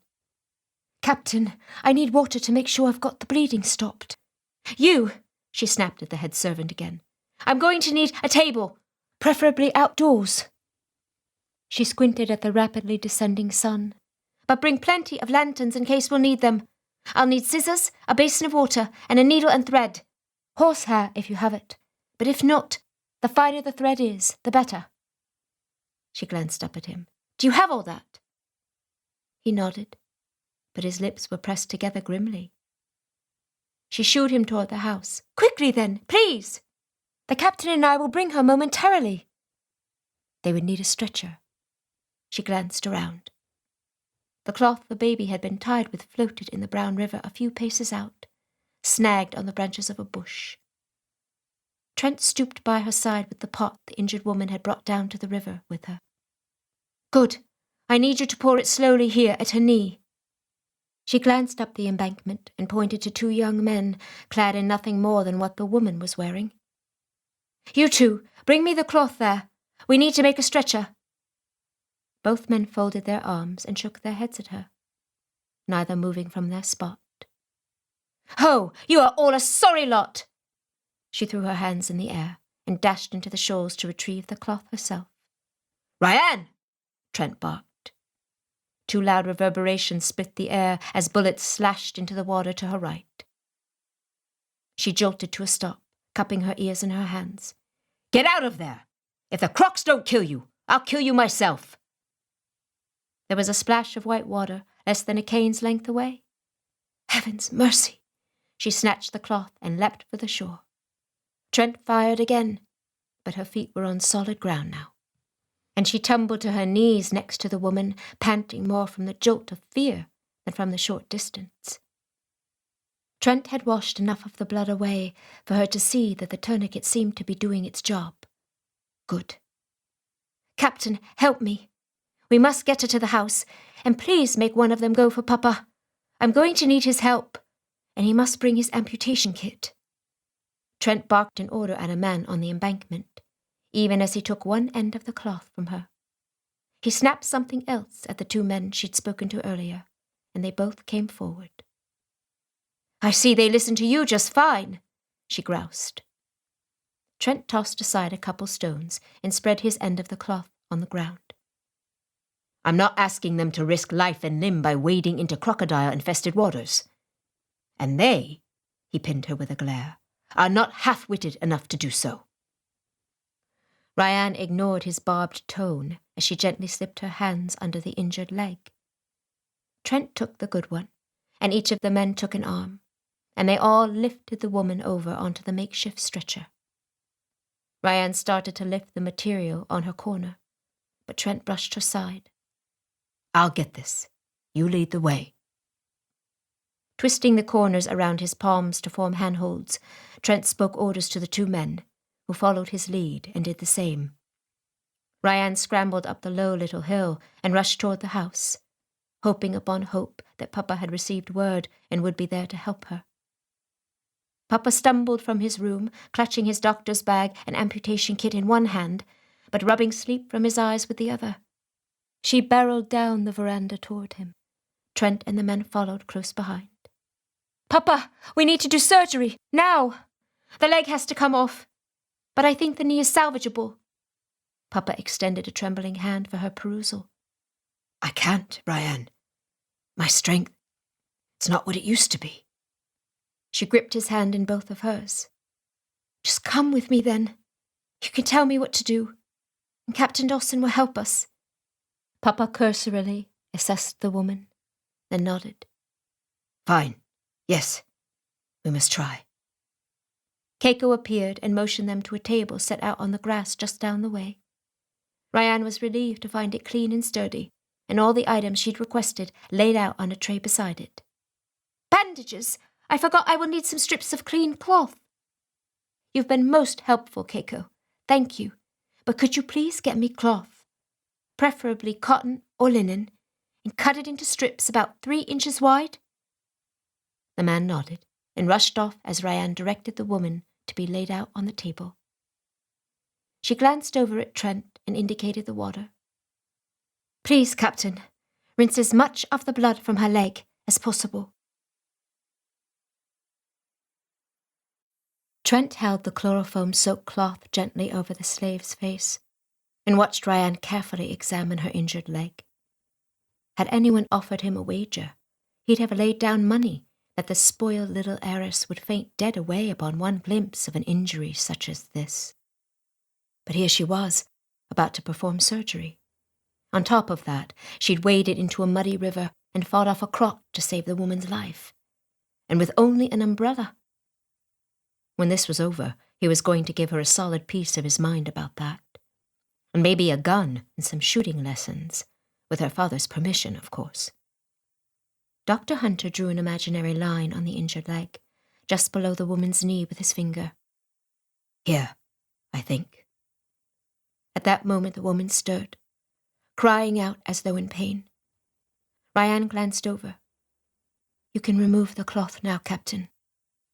She's not awake. The excitement is an effect of the chloroform. She will be restless, but will remember nothing when she wakes. You'll need to hold her still." Trent set to rolling up his sleeves, ready to do as she asked. RyAnne's hand trembled as she picked up the saw. She held it in a pleading gesture toward her father. "Papa, surely you can—" A fit of coughing seized the man, and RyAnne's gaze flew to Trent's. He read increasing doubt there. "Father God, give her the strength to see this through, and please help us save this woman lying here." He glanced down at the blade quavering in RyAnne's hand. He didn't know anything about amputations, but he did know that if she doubted herself, she might make a mistake. He offered a nod of encouragement. Chin up, Miss Hunter. It was no mistake that the good Lord placed you where you were at just the right time. I've no doubt, with the help of God, you will bring her through this surgery to the other side. Truly? Truly. Maybe distracting her would help. He glanced at the chloroform cloth. Well, I need to give her more of that. RyAnne brushed a lock of dark hair away from her face with a trembling hand. No, not if I can quickly. She swallowed visibly. It's just, I've never done this part before. A surgeon's hands have to be strong and quick to make the cut. And while I've helped with... She swept a gesture toward the injured leg. I've never before... The blade in her hand lifted slightly. She pressed her lips together and took in the woman's still features. It might already be too late for her. Trent nodded. But it might not. He pushed aside the fleeting thought of what the consequences might be if the woman didn't make it through the surgery. Her arm was banded with a bronze cuff. She was obviously someone's slave. Her owner would demand recompense, surely. And if she was the mother of the owner's child... Hunter was still bent double, coughing. RyAnne glanced from her father back to him, insecurity in her eyes. Captain. He held up a hand and spoke softly, willing her to believe him. We can do this. Together, you and I. But you must move quickly. We are losing light. She still looked uncertain. If we don't try, will she even have a chance? The question was rhetorical. They both knew the answer, and he saw the moment she conquered her doubts. Determination tipped up her chin, and immediately she took control again. Papa, I need you to go rest. I can't worry about you while I'm trying to do this. Can you make it back to your room? The man wheezed in acknowledgement and tottered toward the veranda. She set the saw within easy reach and lifted a thin, sharp blade in a steady hand. Very well, Captain. Say a prayer for me, if you would. I'd hate to have this woman's death on my conscience. Were it not for you, she wouldn't have even made it this far. And I've already said my prayers. Make the cut, Miss Hunter. Remember, keep her still as best you can. He nodded and leaned over the woman, prepared. Blessedly, although the woman cried out and thrashed a bit, once RyAnne started, she made quick work of it. She used a tool shaped like a hook from the doctor's kit, and the needle and thread to sew the vessels in the wound, checking carefully after snipping each thread to make sure she had stopped all bleeding. Lastly, she pulled a flap of skin over the whole stub and sewed it with fine stitches all the way around, except for about half an inch, which she left free. At his questioning look, she said, For drainage. Finally, she dropped the needle back onto the tray and set about rinsing her hands. She dried them swiftly and snatched up a roll of bandages, then froze, biting her lower lip as she squeezed her eyes shut. Trent watched her carefully, for her face had suddenly washed as white as the roll of cotton nestled in her palm. Stepping around the table, he gently took the roll of cloth from her. If you'll excuse me, Captain, I'll return momentarily. She spun, one hand going to her mouth as she rushed away. He let her go, turning to wrap the stub of the leg with the bandage. RyAnne Hunter was a barrel full of contradictions, and that was the truth of it. RyAnne dashed toward her room, but the upheaval in her stomach made it clear she wasn't going to make it. She ran into the garden and leaned behind a leafy bush instead. When it was apparent she had nothing more to cast up, she wiped her mouth with a trembling hand and leaned her head back, pulling in a long, full inhale. Never again in her life did she want to be called upon to perform such a vile task. The horror of what had just happened refused to be held at the recesses of her mind any longer. And stepping back onto the path, She turned to look out toward the vast stretch of rippled water, now reflecting the last vestiges of evening light. One moment the woman had been healthy and whole. The next moment she and her child would have been gone, if RyAnne hadn't happened to follow them. Taking the leg had been necessary. Yet would the woman thank her for saving her life? She brushed a trembling hand across her skirt and was surprised to note that it was already nearly dry, and she felt no chill from the soft evening breeze, despite her little swim earlier. Her hands fluttered to her hair. It too was nearly dry, but likely her curls were quite the sight after taking a soaking and experiencing no brush. She shivered away the memory of the incident, wondering how the little girl was faring. She straightened. Who was taking care of the child? She must check before dinner, but first she needed to bandage the leg. She glanced back the way she had come and pulled in a fortifying breath. She hurriedly returned along the garden path, but when she arrived, it was to find that Captain Dawson had done a fine job on the wrap already. "Thank you, Captain. If you could see that she is settled in a room, I would like to go out and check on her child. I'm afraid in my desire to save her mother, I tossed her rather harshly toward the shore, and I'd like to make sure she is all right." She lifted her skirts and started away, but he captured her arm, pulling her to a stop. His thumb stroked the hollow of her elbow, jolting her gaze to meet his. He arched his brows. "If you are going anywhere, it will be with me and my pistol fast by your side. Wait here. I'll have Keiko settle the woman into a room. But first he will have to secure permission from her owner." "Secure permission? Whatever for? The woman needs rest and a comfortable bed." A muscle pulsed in Trent's jaw. "You'll get no argument from me on that count, Miss Hunter. Wait here, please." He was gone only momentarily, and soon returned with Keiko. "It seems Ali Khalifa owns her. He has not returned from his duties yet today." Her eyes dropped closed. It figured that a man like that would be this poor woman's owner, and the child's eyes bore a striking resemblance to his, now that she thought about it. Trent was still speaking. "Keiko has a room where she can rest." He gestured for her to follow him, leaving Keiko and 2 other house servants to move the woman. Relieved that the woman would at least be well taken care of for the time being, RyAnne followed the captain. As they walked the path toward the small village on the outskirts of Commodore Cornwall's estate, RyAnne kept her gaze glued to the ground. He must think her quite muddle-headed, fixing the woman's leg and then rushing off the way she had. Perhaps she should try and explain.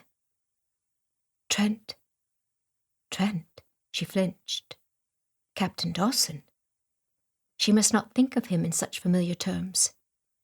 He cleared his throat and ignored her slip as he plucked a blade of the hip-high grass growing beside the path and looked over at her.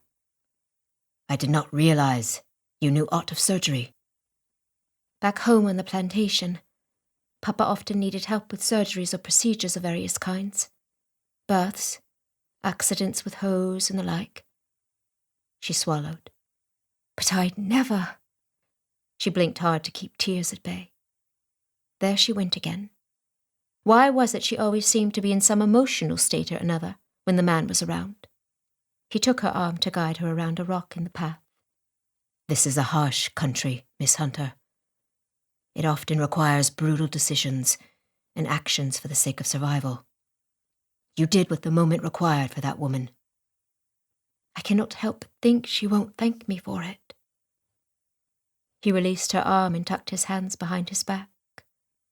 "Maybe not at first, but given time, we can pray she will come to see life can be joyous, even without 2 legs." Joyous? Do you think a woman like her has had even a moment of joy in her entire life, Captain? They walked several steps before he responded. "We all have our trials to face in this life, Miss Hunter. Some more than others, to be sure. But I believe it a boon from the Creator that he offers the respite of joy to anyone who chooses to avail themselves of it. It is the choosing of it that comes so laboriously, at times. RyAnne's gaze travelled involuntarily to meet his. He looked back at her frankly. She tucked her lower lip between her teeth. How could someone interested in nothing more than getting rich trading for ivory have such thought-provoking concepts bumbling about in his head? One of his brows winged its way upward. He was waiting for her to reply. That may be true, Captain. But I've no doubt it is much easier for people of our privilege to realize it. She halted for a moment to study the golden sky along the horizon, and only then realized how dark it had gotten. Did you ever stop to wonder what your life might have been like if you were raised by a different family? How much of who we are is a result of those who surround us? She looked toward the fires of the village just ahead. I could so easily have... She broke off, gritting her teeth, lest she spill the whole dark truth.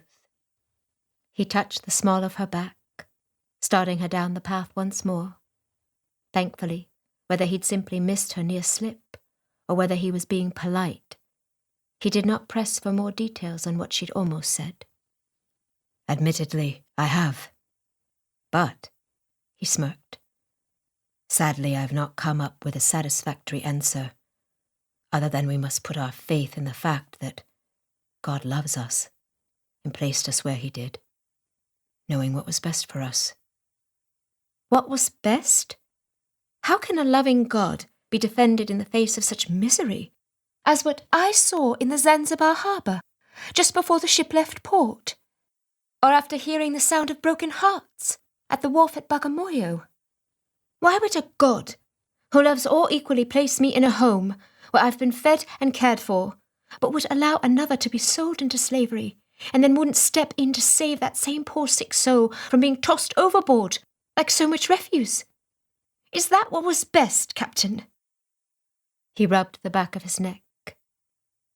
I fear your questions rise beyond the bounds of my meagre theology, Miss Hunter. We tend to see any pain or misery as an evil, and thus it grinds against our concept of an all-loving God. But what if there are misfortunes that are mercies? Unless a seed becomes desiccated, for instance, it cannot be planted to produce new life. RyAnne contemplated that as they walked the last few steps into the village. Was it God's mercy that her mother had died, and thus she'd been raised by Papa and Anne? What good plan could God have had in that? And that poor woman lying back there, even now probably still unaware that she'd never again enjoy the simple pleasure of a walk such as this. What mercy was there in God allowing her to be used ill as a slave, and then on top of that, lose her leg? She shook away her ponderings as they stepped past the first hut. She'd likely never get a satisfactory answer to the plaguing questions, anyhow. Several men squatted around a fire at the village's centre, their feet planted flat on the ground and arms wrapped around their legs. Many times RyAnne had tried to imitate this position as a child, and she'd always ended up tumbling over in an unladylike sprawl. How they balanced in such a way was a mystery. She'd never been able to ferret out. Captain Dawson said a few words to them, and then one man rose and trotted across the way to a thatch-roofed hut. He stood outside the doorway and spoke to someone inside. After a moment, the wooden door opened, and the woman she'd seen holding the child after the attack at the river stepped out. She followed the man back to where they were standing, dipping her head and bending her knees in a show of respectful greeting. The man sat back down at the fire without offering an introduction, and the woman only studied the ground near their feet, apparently waiting for whatever questions they might have. The child? The captain spoke in Swahili. The lady wanted to make sure she was not hurt at the river. The woman clapped her palms together and dipped her knees again, still not meeting their gazes. The child sleeps peacefully now. She suffered only some scrapes and fear. RyAnne's heart twisted in pain. She met the captain's gaze. I did not mean to frighten or hurt her. He gave a quick nod of understanding, then spoke to the woman again. The lady did not wish to hurt the child. She was trying to save her life. The woman did look up then. She met both of their gazes with a wide one of her own. Everyone knows what a brave thing the lady did for the child. It would have brought much distress on us all if Moyo had died. She jutted her chin toward RyAnne. She is Mungo Wamamba, to be able to survive the attack of the beast without a scratch. Amusement tugged at RyAnne's lips. She was no god of the crocodile. She opened her mouth to set the woman straight, but the captain took her elbow, squeezing firmly to silence her. He spoke calmly to the woman, but loud enough, RyAnne noted, for the men around the fire to hear. The lady is not a god of the crocodile, but serves the one who is. RyAnne gave a start at that. Did she? Serve God? She'd always seen herself as more of an addendum. Yes, she believed in God, but he didn't really need her help with anything. Did he? He was God, after all. A God who had allowed Papa's sin against his slave to be conceived in the form of herself. A whisper of memory prickled her skin. Whom shall I send, child? She wrapped her arms about herself and rubbed at the chill nipping her shoulders. The native woman didn't look convinced by the captain's declaration, and a rumble of disagreement made the rounds of the men. Captain Dawson stepped back. We are happy to hear the child, Moyo, is well. We will let her sleep. In the morning, the lady doctor would like to look at her scratches. Will you bring her down to the main house when she wakes, please? The woman dipped her head and knees in acknowledgement. Thank you. Trent touched RyAnne's shoulder, leading her away before she could form a coherent rebuttal to the woman's assessment of her. They took the path back to the main house in silence. God of the crocodile, she grimaced. How did she get herself into these predicaments? If only Papa would agree to go back home. Within a fortnight she could be resting in her own bed, planning how she would sneak out to spend a little time with Vala and Halame. She could forget her questions about God and whether he cared even a whit for anyone on this earth. She would talk to Papa again in the morning. Maybe now that he'd seen the toll travel was taking on him, he'd be more willing to return for rest. When they reached the house, it was dinner time, but RyAnne simply couldn't face sitting through a meal, especially not sitting across from Khalifa, after all she'd been through on this day. Exhaustion consumed her, leeching every ounce of her strength. She paused on the veranda outside her door. Captain, will you please offer my excuses at dinner? I'm afraid I simply must rest. I think that a good idea, Miss Hunter. I hope for us to be on our way inland tomorrow evening. Tomorrow? That will be quite impossible, Captain. The slave woman is going to need more care than what I've given her. He sighed and folded his arms, and after a long moment he gave a curt nod. The day after tomorrow, then. But not a moment later. We need to be on our way, or we are going to be caught in the worst of the rainy season as we travel. She gritted her teeth. The woman would need many more days of care than that. But for now, she would concede and take up the battle later. Thank you, Captain. His gaze skimmed her and lingered near her hem, and it was only as she glanced down to see what had caught his attention that she noted the large section missing from the front of her muddied skirt and remembered the crocodile tugging her feet out from under her. A shudder coursed through her. She wrapped her arms about herself. You came at just the right moment today, Captain. If you hadn't... One corner of his mouth ticked up. Saving you is beginning to be a full-time occupation. Was that derision in his tone? She spun away, lest he see the hurt his barbed wit had ignited. It was only due to the exhaustion, surely. He caught her hand and gently tugged her back around to face him. A gleam of indiscernible emotion shimmered in his expression. His voice was low and gravelly when he spoke. An occupation I find I am less and less loath to perform. His thumb skimmed a warm trail across her wrist. She held her breath and searched his face. Surely he didn't mean... She swallowed. He took a step nearer and leaned toward her. He seemed ready to say something, but after only a moment, he dropped her hand and eased away, pressing his lips together and tucking his hands behind his back. He looked down the length of the portico toward the main doors to the house. I'll have Keiko send someone with hot water for a bath and a tray of dinner, Miss Hunter. She fumbled for the cool metal of her doorknob in the darkness behind her. Thank you, Captain.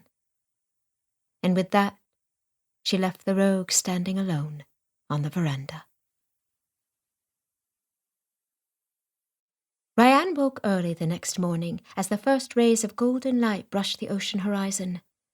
She dressed quickly and hurried down the veranda toward the little room where her patient rested. She'd risen at midnight to check on her and had given her a clean gown, water, and some opium for pain. But now she worried that she should have checked on her another time between then and now. It had to be nearing the 5 o'clock hour. In her exhaustion, she'd slept right through and had only awoken a moment ago. She turned the knob and swept into the room. The woman was not there. She froze and searched the space. Everything was as she'd left it the night before. Everything but the empty bed. She lifted her skirts and stepped back out into the veranda. Keiko was just about to enter the doors to the main house. Keiko, where is the patient? She tipped her head to the open door behind her. Keiko pressed his lips together and looked everywhere but at her. Dread tugged at her. What happened? Her owner has taken her. I told you it was pointless to try and save her. His Swahili was clipped with irritation. Taken her? She needs rest. Where has Khalifa taken her? His gaze skimmed toward the river, but he made no reply. Her heart dropped, and horror washed over her. He wouldn't! She grabbed 2 handfuls of skirt and ran toward the Rovuma. Get Captain Dawson and tell him to meet me at the river. Hurry! She leapt down the portico stairs and raced across the garden and up the path on the other side. By the time she reached the small strip of sand by the river, she was out of breath. But the sight that greeted her would have taken the strength from her legs, even if she wasn't. Pebbles bit into the thin flesh of her knees, but she barely noticed as she took in the horrific scene before her. The slave woman had been stripped of the soft gown RyAnne had clothed her in the night before. The bandage around her leg had been removed, and she lay partially in the lapping water of the river's edge. She was crying, begging for her life, and trying to scoot herself out of the water. But in her weakened condition, her attempts were feeble. And off to one side, offering no help whatsoever, Ali Khalifa sat on the low hill, chewing on a stem of grass and watching the sun glint off the rippling water. RyAnne lurched to her feet and scrambled forward. The crocodiles could return to finish her off at any moment. What are you thinking? Khalifa raked her with a derisive smirk. She is no good to me without 2 working legs. You should have let her die. A sick stillness came over her. I should have let her... Forget talking to the man. Had everyone on this god-forsaken continent gone utterly and completely mad? She grabbed the woman's arms and tugged her back from the brown water. She cried out in pain, but RyAnne dared not stop. They were too close to the muddy water that would conceal a croc until it was right on top of them. I'm sorry. We need to get you away from the Hands off! Khalifa leapt to his feet, jerked her grip loose from the woman's arms, and shoved her back, stepping between them. She's my slave, and I will do with her what I want. The slave woman cried out and clawed her way a few inches further from the river's edge. RyAnne gaped at him. She is a human being, not a cow to be sacrificed at your whim.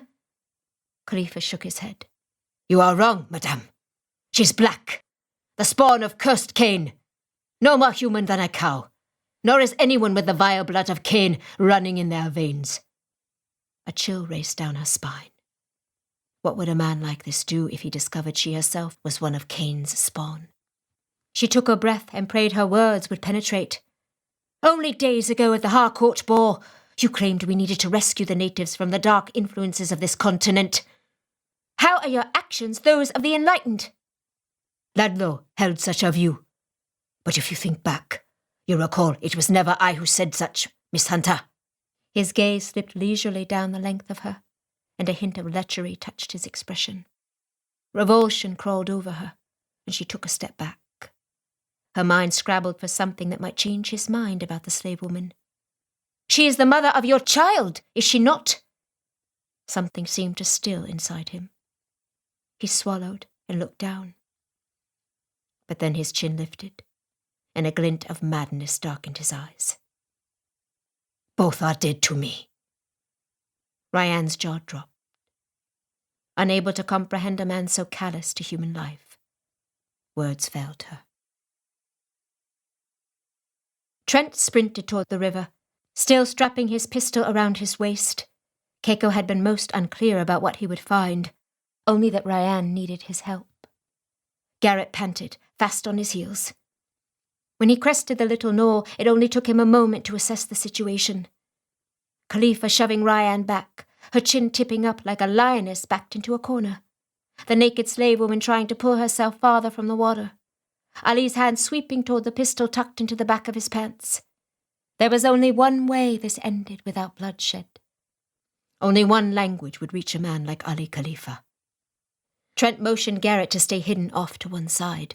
He leapt from the little embankment and stepped between Khalifa and RyAnne, holding out his right hand to the surprised man, even as he swept the exasperating Miss Hunter behind his back with his other arm. Ali shook his hand out of reflex, and Trent hung onto it, pumping it like a madman, knowing if he let it go the man might reach for his gun again. Khalifa! I'm so glad Miss Hunter found you.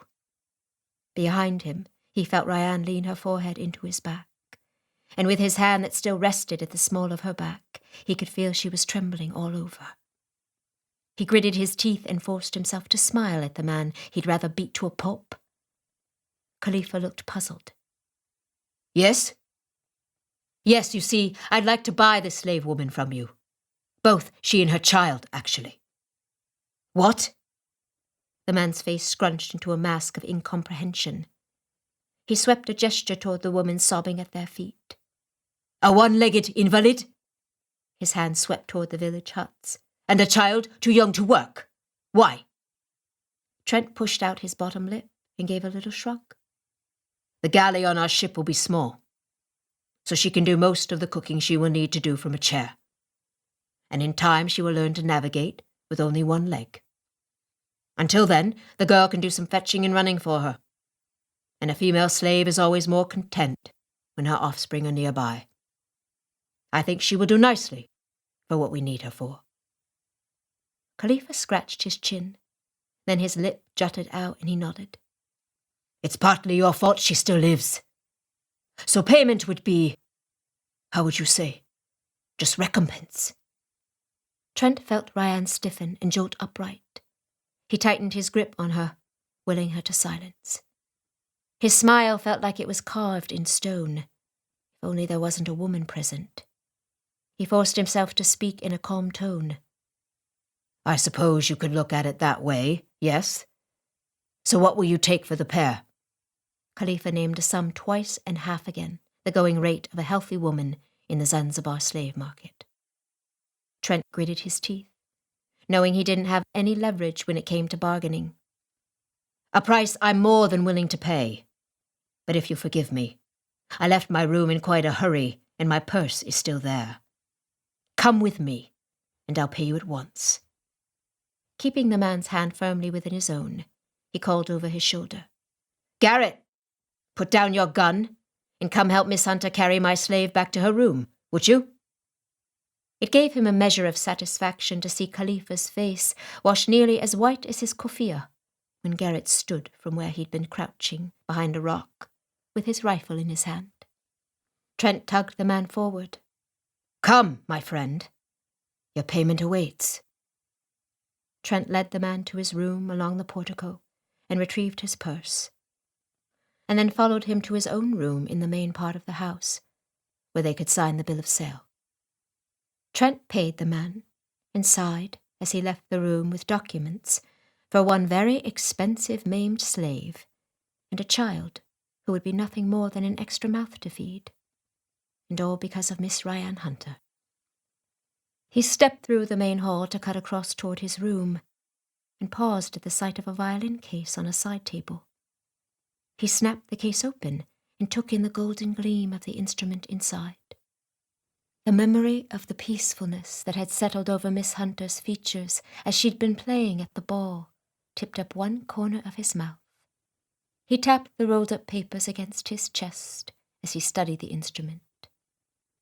Perhaps he could talk her into playing it a little before they left.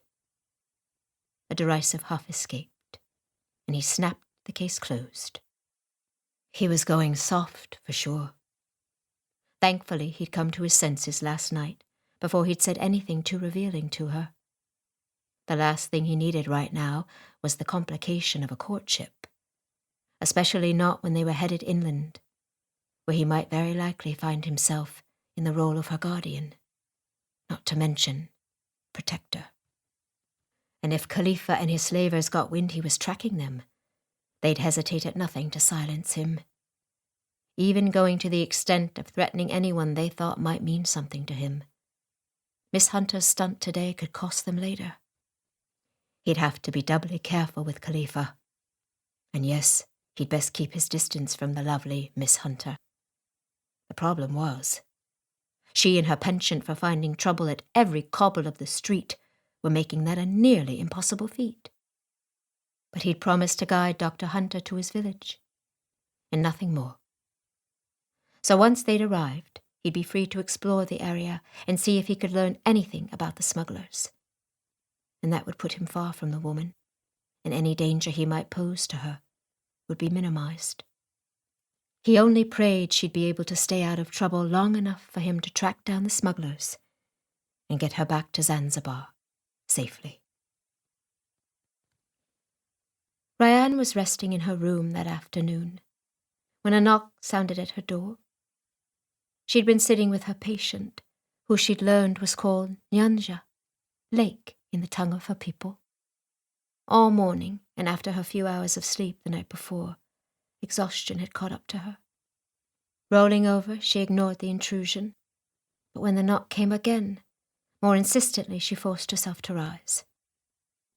Papa stood on the veranda with a grim-looking Captain Dawson behind him, and clutched in Papa's hands was a set of the loathsome clothing she'd hoped he'd forgotten about. She pinched the bridge of her nose. "Papa, let's just go back to Zanzibar. This whole thing is madness. You are so sick, and you can barely stand." Captain Dawson looked a little too hopeful as Papa brushed her out of the way and entered the room.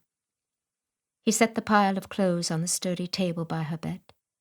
The captain only leaned a shoulder into the doorframe and crossed his legs, settling the toe of one boot on the floor. When she looked back to Papa, he had sunk down onto the edge of her bed and supported himself against his knees. He hunched forward like a man well beyond his years. But when he spoke, his voice was strong. "There are regrets a man has in life, RyAnne. Regrets he'd like to make amends for before his departure from this plane. I've many a regret to amend.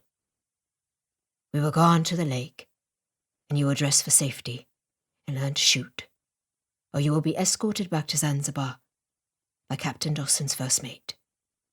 Escorted back to Zanzibar? Oh, wouldn't that be bliss? Yet her one desire, beyond having Papa in a place where he could get adequate medical attention, had always been that he not die alone. Tempting as it might be to give up her fight and flee back to the familiarity of home, she would never be able to bring herself to do so. Despair weighted her shoulders. And then the other thing he'd said registered. "Learn to shoot?" Her shock spun her back to face the captain. Her eyes narrowed. "This was your doing, wasn't it?" His grey-green gaze never wavered. "I suggested it, yes, but it is to your father's credit that he saw the wisdom in the suggestion. Being able to handle a weapon is a necessity where we are going." She whirled back to Papa. "Papa, This is most improper. Yes. I think we've discussed that already. He stood slowly to his feet and pointed at the pile of clothes and boots. Get dressed and meet the captain at the end of the veranda in 10 minutes. He's taking you out past the village, and both the clothing and the training for your safety. He touched her cheek. You are my everything. If I ask it, it is only because I love you so much, daughter. RyAnne swallowed and tipped her head in a compliant nod. But when the man left the room, she ground her teeth and stomped one foot. Oh, that she could pack her valise and hasten to the Wasp at once. But again, the thought of leaving Papa all alone stopped her. That and facing Mother's recriminations when she arrived back on the island. Better face Mother's pet leopard than Mother herself. She snatched up the shirt on the top of the pile and held it to her bodice, smoothing it over herself in inspection. She grimaced. If only Vala and Halame could see her now. Trent sat on the veranda stairs, one knee bent to prop up his arm. He chewed a stem of grass and studied the way the sunlight glinted off the expanse of the ocean, the way the clouds stacked up on the horizon like sheep at a feeding trough, the way the wasp and the bee bobbed on the rising tide down at the wharf. This was a good place Lou had chosen for his outpost. Garrett would have the bee ready to sail by tomorrow, but he'd seen Khalifa and his men set off up the river earlier. He sighed. The man would have at least a day's head start on him. Behind him down the porch, a door opened and closed, and soft footsteps headed his way. He glanced at the shadow cast by the ebony tree to his left. It had been a bit more than 10 minutes, but at least he hadn't had to go in after her. Tossing aside the blade, he stood and turned to face her. The sight of her froze him in place, and he swallowed involuntarily. She was much smaller than he'd realized. The shirt and pants belonged to the smallest man on his crew, but she'd had to turn back the cuffs of the sleeves and the hems several times, and the waist of the pants she'd cinched tight with a makeshift rope belt. The boots she held in one hand, and an apologetic look squinted one eye as she offered them toward him. I've tried, Captain. I really have. As you can see. She swept a hand down herself. But I'd be much safer in my skirts than gallivanting in this get-up. She flicked the rolled-back cuff at one wrist. And these boots, I can't even cinch them tight enough to keep my feet from slipping around. I'll have blisters of a surety if I wear them. Will you please tell Papa that I tried? But it simply isn't going to work. Weariness weighed down her features. His heart went out to her. She was trying. And in a tough spot, to be sure, with her father dying and her disappointment at not being able to talk the man into going back home. Well, he recounted the days before his own mother passed. He'd been much younger, but he remembered the uncertainty of what the future would hold, the dread of not having her there anymore, and the sorrow of looming loss. And RyAnne carried the extra burden of the fact that her father seemed to be the only parent who cared for her. At least his own father had been loving, even though much of their time had been spent at sea. Now, as he assessed her once more, he realized he would need to fetch a set of Dabu's clothes. But even the lad's boots would be too big for the dainty feet visible beneath the turned-back cuffs of her breeches. He took the pair of boots she'd held out. You'll have to wear your own boots. For today, those clothes will have to do. But I will bring something of a better fit tomorrow. I'm so touched by your generosity, Captain. She laid a hand over her chest and batted her eyelashes at him. He smirked at her dripping sarcasm. The light is fading, Miss Hunter. She huffed and spun back toward her doorway. Fetching my boots will only take me a moment. When she returned, he was thankful to see that her boots at least rose to her ankles. They wouldn't be as safe as the calf-height boots he'd given her, but they would have to do until he could have another pair made for her. Giving her a nod, he slung his Henry over his shoulder, and then turned and led the way up the path, through the village, and to the other side. RyAnne followed the captain, doing her best to push down her discomfort at appearing in public in men's attire. But the farther they went on the narrow path through tall grass that in most places soared above her head, the more she realized she would have constantly been fighting her hoops, and the thought of some creature crawling under her skirts sent a shiver through her that nearly jarred her teeth. As they walked, the captain alternately talked and whacked vegetation with his machete. When you are moving through grass like this, it is best to make as much noise as possible. Snakes will be afraid of the sound and move away from it. Snakes? She shuddered and glanced down the path behind her, stepping so close behind the captain that she nearly tromped on his heels. If you come upon a lion, a cat of any sort, never turn your back on it. They are much less likely to attack if you are facing them. And once we are on our way, no straggling off away from the main group. Lions will stalk a herd for hours, waiting for one to wander off alone so they can pick it off. She inched a little closer to him, tossing another check over her shoulder. Were the two of them a big enough herd to keep her from getting picked off? With the machete, Trent whacked at a tangle of vines growing across the trail ahead of him. The Cape buffalo, on the other hand, if you sense one getting agitated, don't look it in the face. They will take that as a challenge, and that is a fight you don't want to initiate. She frowned at his back. Weren't buffalo just large cows? How dangerous could one be? He gave another forceful swing of the blade. I've seen a man torn in two by the horns of a cape. Her eyes widened.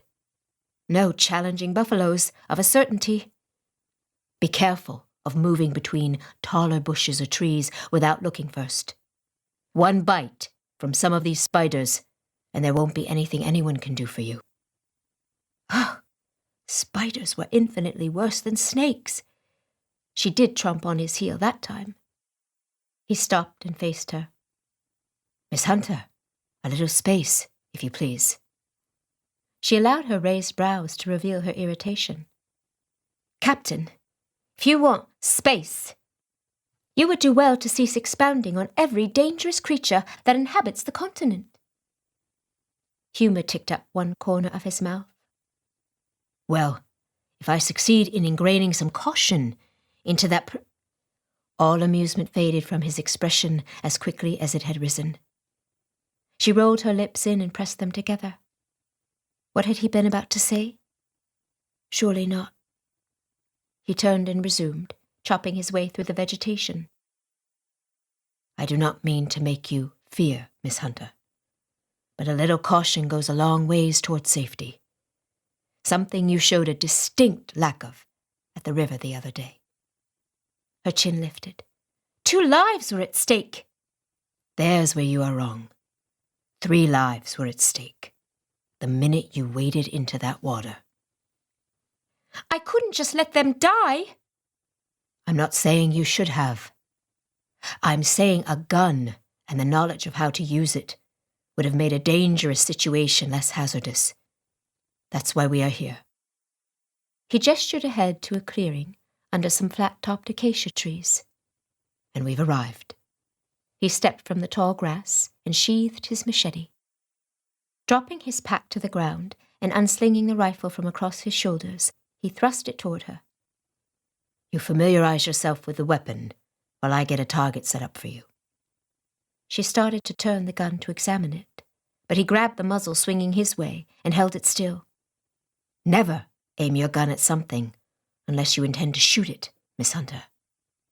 She quirked one eyebrow and swung the muzzle toward him once more. Not all the way, but just enough to let him know what thought had occurred to her. He grinned outright. You shoot me out here, and my body may never be found. But then you'd have to find your way back to the estate, through all those lion, snake, and spider-infested grasslands. And your body will likely never be found either. She grinned and dropped the muzzle toward the ground. Touché! But I would never shoot you, Captain.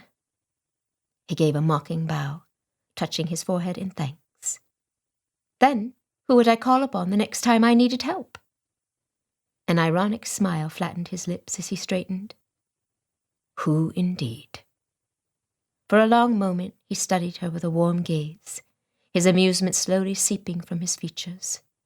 His countenance softened, and he tucked one side of his lower lip between his teeth. She held her breath, every muscle in her body tightening up, as though ready to spring. Her mouth was suddenly as dry as Sahara sand, and she swallowed. His gaze roamed her upswept curls. He reached out to pluck something from her hair, stepping closer as he did so. He held up a bit of grass for her to see, twirling it in his fingers. Thank you, Captain. My pleasure, Miss Hunter. He flicked the grass aside and hooked his thumbs into the belt at his waist, but didn't step back. His searching gaze roamed over her face. She could have counted every heartbeat loudly rapping in her ears. Were they not skipping by so quickly? His focus paused on her lips. RyAnne. He said it so softly that she wouldn't have heard the word if all her attention hadn't been focused on him. He lifted one hand to her cheek, but his fingers had barely made contact when a muscle bunched in his jaw and he jerked back and spun away. A strange disappointment drained her will to keep her eyes open. She pulled in a long, slow breath and tipped her face to catch the bit of breeze coming from her left. And she'd thought her mouth had been dry a moment ago. What had just happened? When she regained the will to open her eyes, the captain stood a few paces away, studying her as he rubbed the back of his neck. I'm sorry. He lifted his hand in a helpless gesture. There are reasons why it wouldn't be good to... He turned his attention to the toe of his boot, methodically kicking at the dirt. She wasn't sure how to respond. She'd been battling a rising estimation of the man for weeks now. But prior to that, she'd always thought of him as a nosy big brother. This was twice now he'd made advances, only to pull away at the last moment. Then there was Braden to consider. She dare not forget about Braden. She'd promised him she'd consider his proposal seriously this time. So in truth, it was better this way. And yet there was the disappointment and hurt still coursing through her, and the rapid pounding of her pulse still beating in her ears. After all her years with Mother, she should be used to rejection by now. But try as she might, with lifted chin and thrown back shoulders, she couldn't lessen the sting of it. Can we just... She raised the rifle and nodded toward the acacia trees behind him. He cleared his throat, still studying her, but she refused to meet his perusal. Instead, she turned all her attention to the gun in her hands, as though it were of utmost interest to her. The stock was smooth, warm mahogany snugged tight between a brass magazine and a curved brass shoulder plate. She ran one finger over a dark indentation in the wood and rubbed her palm over the brass. If he and Papa wanted her to learn to shoot, she would show them she could do the job well. When she looked back up, Trent, she gritted her teeth. Captain Dawson was digging through the pack he'd set down earlier. He pulled out a canteen and offered it toward her. Thirsty? She took it. Thank you. While she drank, he pulled out a large section of canvas and nailed it to one of the acacia trunks. Using a small chunk of red clay from the base of the towering anthill nearby, he drew a circle in the center of the material and filled it in with swift strokes. Then he paced off 10 long strides and dug a line in the dirt with the heel of his boot. We'll start right here. Wiping her mouth with the back of one hand, she handed the canteen to him. He took several long drinks and then set it down on a rock and met her gaze. He took the rifle from her, but didn't step away. RyAnne, I didn't mean to. Captain Dawson, I am here to learn to shoot, and nothing more. With a blink, he stepped back. Yes, good. Pushing down the urge to apologize, she folded her arms and waited. Telltale irritation bunched the muscles of his jaw, but he lifted the rifle. This, he tapped the back of the stock, goes in tight against your shoulder. He illustrated, good and tight, because there will be recoil, and it will be painful if you hold it too loose. He lifted his right hand in the air. Right hand goes to the trigger, like so. Left hand supports the rifle here under the brass. Don't hold the barrel, or you'll get burnt. She sighed. So he was back to business. She smirked at her own wavering emotions. She'd just told him she was only here to learn to shoot, but she'd hoped he might have something more to say on the subject, she supposed. He didn't miss a beat. Your cheek goes here against the smooth part of the stock, and you sight down the barrel, lining up the 2 pins on your target. Jerking on the trigger pulls off your aim. Instead, take a deep breath, let it out, and slowly squeeze the trigger. He fired, and the sound was so loud she cringed, covering her ears. But a black dot now marred the center of the red clay circle he'd drawn earlier. He looked over at her. You'll get used to the sound. Here.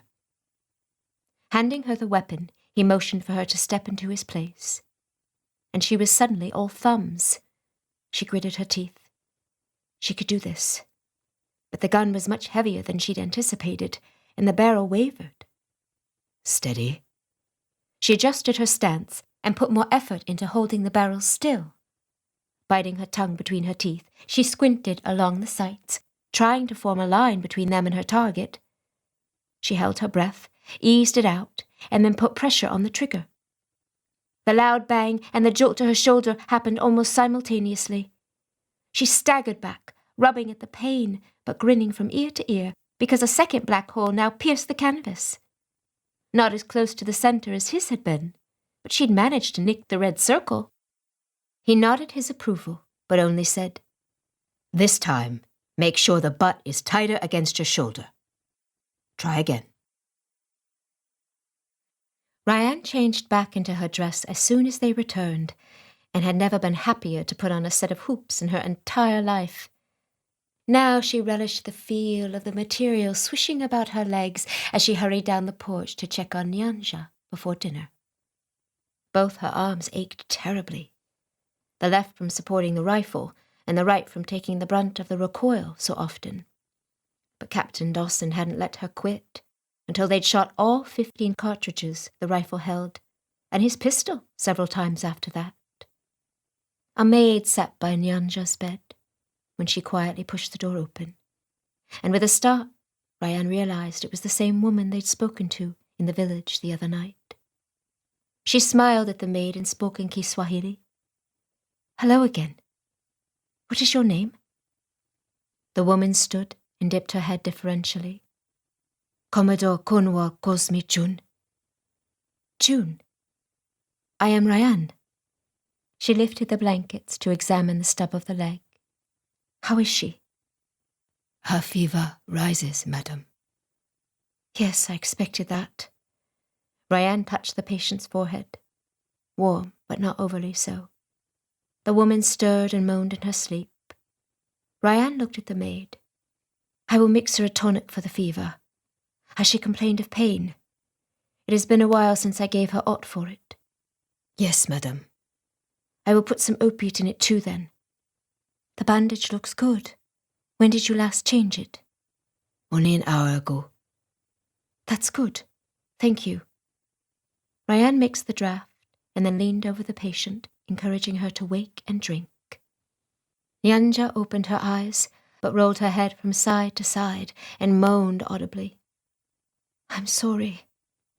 I know you must be hurting.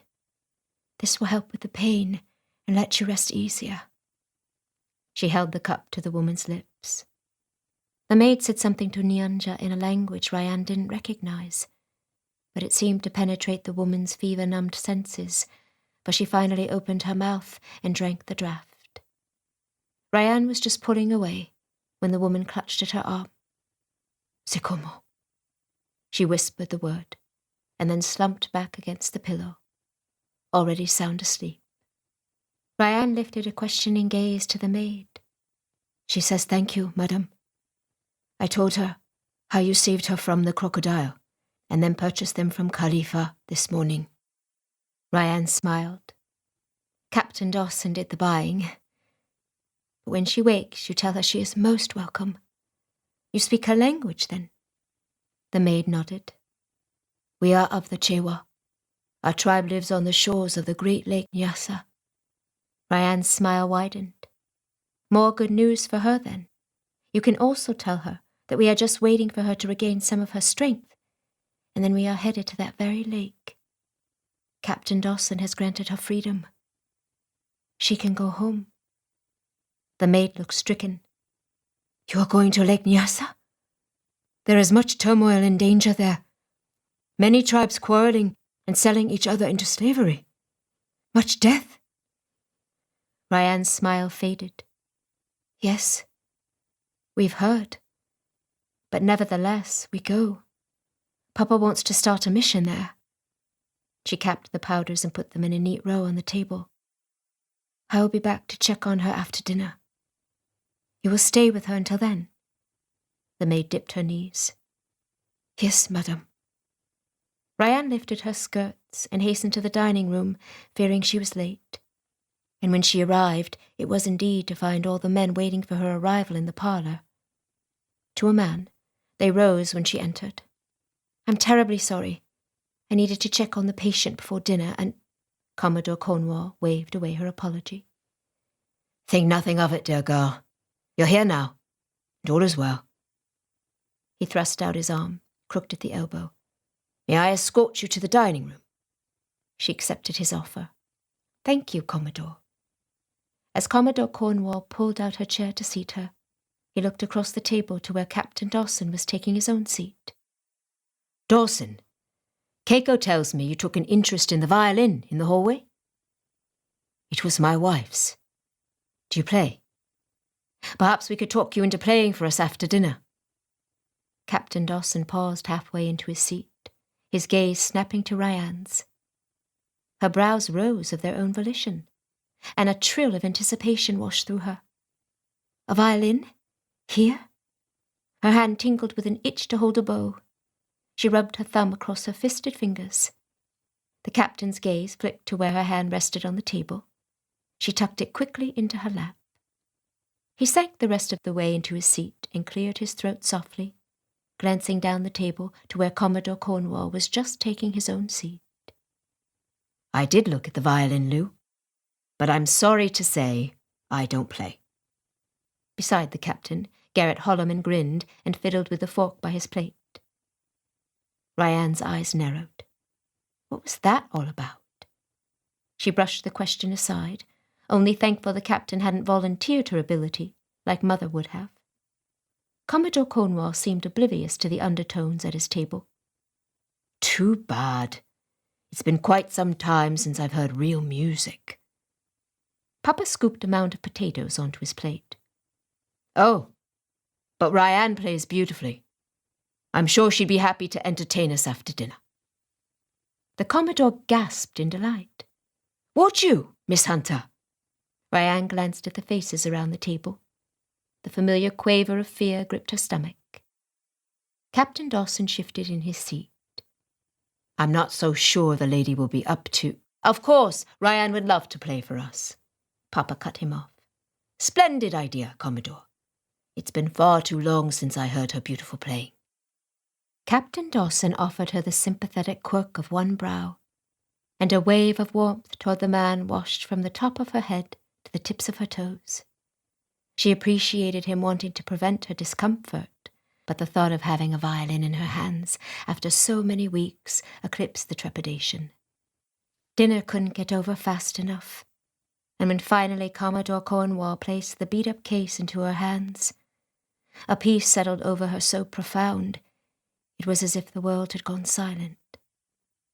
She opened the latch and traced her finger over the curve of one edge, surprised when emotion clogged her throat. It took several minutes to tune the piece, but when she let the bow slide over the strings in one long sustained note, her eyes dropped closed. For one splendid moment, all was right with the world. The instrument's tone proved it had been crafted by someone with a great talent, deep, vibrant, full. Once again she availed herself of the captain's advice and took herself elsewhere when she played. But this time, it wasn't to a pleasant place. A tune had been building inside her from the moment she'd taken the gangplank up to the Wasp and seen the carnage in the harbour. She closed her eyes and let it flow from her mind, down through her arm and onto the strings. She played sadness for those who had been treated so ill as to be thrown overboard in their last hours. Hours when they were in most need. She played anger for the wailing women who had been prodded up the gangplank of the ship at Bagamoyo. She played terror for Nyanja fighting for her life, first from a crocodile and then from a man so callous as to throw her back to the beasts a second time. Finally, she played sorrow for a world gone so terribly, terribly mad. And with a sigh of release, she let the last note linger long as she slowly pulled the bow along the final refrain. And then she dropped the bow into her lap and eased out a long sigh. The song had been a prayer, a cry to the God of heaven to take notice. Did he even see this little piece of the world and know what was going on here? Did he even know there was a town called Lay Down Your Heart on the coast not far from here? Did he care that all she wanted was to take her papa back home so he could spend his last days on this earth in relative peace? After a long moment, she opened her eyes and realized that she'd closed them on the first note and hadn't opened them since. The men remained silent. Papa was smiling with one hand over his chest. Commodore Cornwall's mouth was hanging open, and his gaze kept bouncing from her to the violin and back. Garrett was staring at a carved statue across the room without seeming to see it, a thoughtful furrow between both his brows. And Captain Dawson was looking right at her. His eyes shimmered, and he nodded approval. Had he heard the message of the song? Understood the cry of her heart? It didn't matter, she supposed. There was only one who needed to hear her cry, and she was certain he understood. She glanced at the Commodore and lifted the instrument. It is wonderful. Thank you. He smiled softly as he nodded. It is I who should thank you, dear girl. The song was splendid. Simply splendid. RyAnne sighed in contentment as she tucked the instrument away in its case. Trent watched her put the violin away, rubbing one finger over his jaw. He hated to break the tranquility of the moment, but Khalifa had a good day's start on him now, and they needed to head to the lake as soon as possible. Yet with the slave woman still recovering, he knew RyAnne wasn't going to like what he had to say one bit. He sighed. There was nothing for it but to dive in and fight the battle head on. The Bee is ready to sail. We'll start our inland trek at dawn tomorrow. The only indication that RyAnne had heard him was the fact that she froze for a moment before she finished latching the case. Trent pressed on as though he hadn't noticed. Garrett, I've told the doctor that you wouldn't mind heading back to the island to watch over his family until we can all get back. He winced inwardly and glanced toward Dr. Hunter. The lie had slipped off his tongue so glibly there would be no coming back for the good doctor. I'll take John, but you'll have the rest of the crew with you. I've taken the liberty of hiring some of the men from the village to carry our supplies. And Lou has generously offered his man Keiko, who knows the language of the area, so we'll have a good translator. RyAnne clasped her hands in her lap. Captain! He held up one finger to silence her. Dr. Hunter, are you certain, sir, that you want to press on with this mission? It would make his life so much easier if the doctor would agree to take Miss Hunter and go back to Zanzibar. RyAnne seemed to hold her breath, hands clasped together in a hopeful pose. But the doctor only nodded. I've never been more certain of anything in my life, Captain. I would be a fool to turn back when the good Lord has made such a clear way before me. For I cannot find it a coincidence that the Commodore has people in his employ from the very tribe I feel called to reach, nor that he has agreed to let them accompany us as a means of introduction to our good intentions. Why, even the very woman RyAnne rescued hails from the lakeside Chewa. Trent sighed, even as RyAnne jolted to her feet and paced from her chair to the fireplace mantel and back. He couldn't blame her for her obvious distress over her father's refusal to return to the island.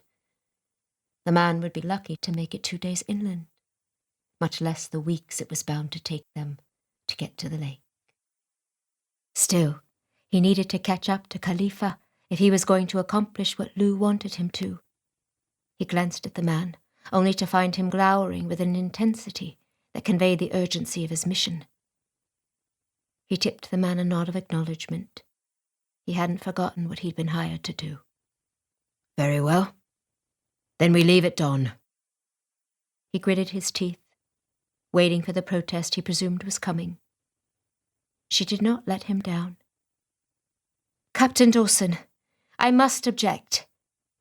The woman Nyanja is not strong enough to travel yet, and no provision has been made for someone to care for her child on the journey. Actually, I've spoken to Lou. It seems the woman we spoke to in the village the other day is from the same tribe as Nyanja. Lou has agreed to let her travel with us. Her name is... The name escaped him, and he glanced to Lou for help. June. Yes, June. She can care for the child, since she is already familiar with her, and help you with the woman's care. And Nyanja can rest just as well on the boat as she can here in the house. RyAnne pinched the bridge of her nose and then spun toward the door to the veranda, blinking hard and obviously trying to hold her dismay at bay. Very well, then. If we leave at dawn, I'd best see to packing the supplies we'll need for the patient. Trent stood and reached past her to open the door. Your father has already seen to that this afternoon, and Commodore Cornwall has a woman who will sit with Nyanja tonight. The trek inland will be grueling. Please get some rest while you can. Cicadas and crickets serenaded the night as he followed her down to her room. He forced himself to keep his distance, even though he would have liked to offer her some consolation in the face of the emotion she was battling to keep bottled. A thought occurred to him, though. Miss Hunter? She paused on the threshold of her room. Yes, Captain? Sick as he is. He's going to pass no matter what you try to do for him. Rest might prolong his days for a short time, but at least this way he gets the joy of following his last wish. She pressed her lips together and nodded. Yes. Thank you, Captain. And with that, she eased the door shut, and he was left on the veranda, with only the night sounds surrounding him. RyAnne's feet dragged as she crossed the room. She flopped back onto her bed and stared at the ceiling, arms wide in defeat. Her last vestige of hope that Papa would return had just slipped from her grasp. She'd been so certain she could convince him to change his mind. She ought to have known his obstinate pride wouldn't budge. After all, she came by her own determined will, quite honestly. And yet, there seemed to be more to Papa's stubbornness this time than sheer determination. He'd mentioned several times that the Lord was calling him to go. Father, do you see my Papa? Do you see how weak he is? This trip will kill him even sooner. Indeed, she feared he wouldn't make it a few days, much less the several weeks the grueling trek was likely to take. Would God really ask something so costly of a man? Guilt immediately pricked her. Hadn't Jesus himself given everything, even his life, so that mankind might have a relationship with him. Greater love has no one than this, to lay down one's life for one's friends. Papa had quoted that passage to her more than once when she was a child. He was but following in the steps of the one who'd set the example before him. And Papa seemed content enough in his decision. She thought of Garrett Holloman returning to the island with tomorrow's tide. Papa wouldn't keep her from going with him. And yet, lay down your heart. The words whispered through her, and she gripped a double handful of her hair, clenching her teeth tight. She wouldn't be able to help Papa. He was dying, and she'd be forced to watch without recourse. There would be nothing she could do, just as there hadn't been anything she could do to save Nyanja's leg, and still might be nothing she could do to save the woman's life if infection set in. Where was God's love in all of that? The area they were headed to lay in the very heart of rampant slave raid territory. Perhaps some of the people she'd seen being so mistreated on the docks at Bagamoyo had once lived carefree lives on the shores of the very lake Papa was so determined to reach. Lay down your heart.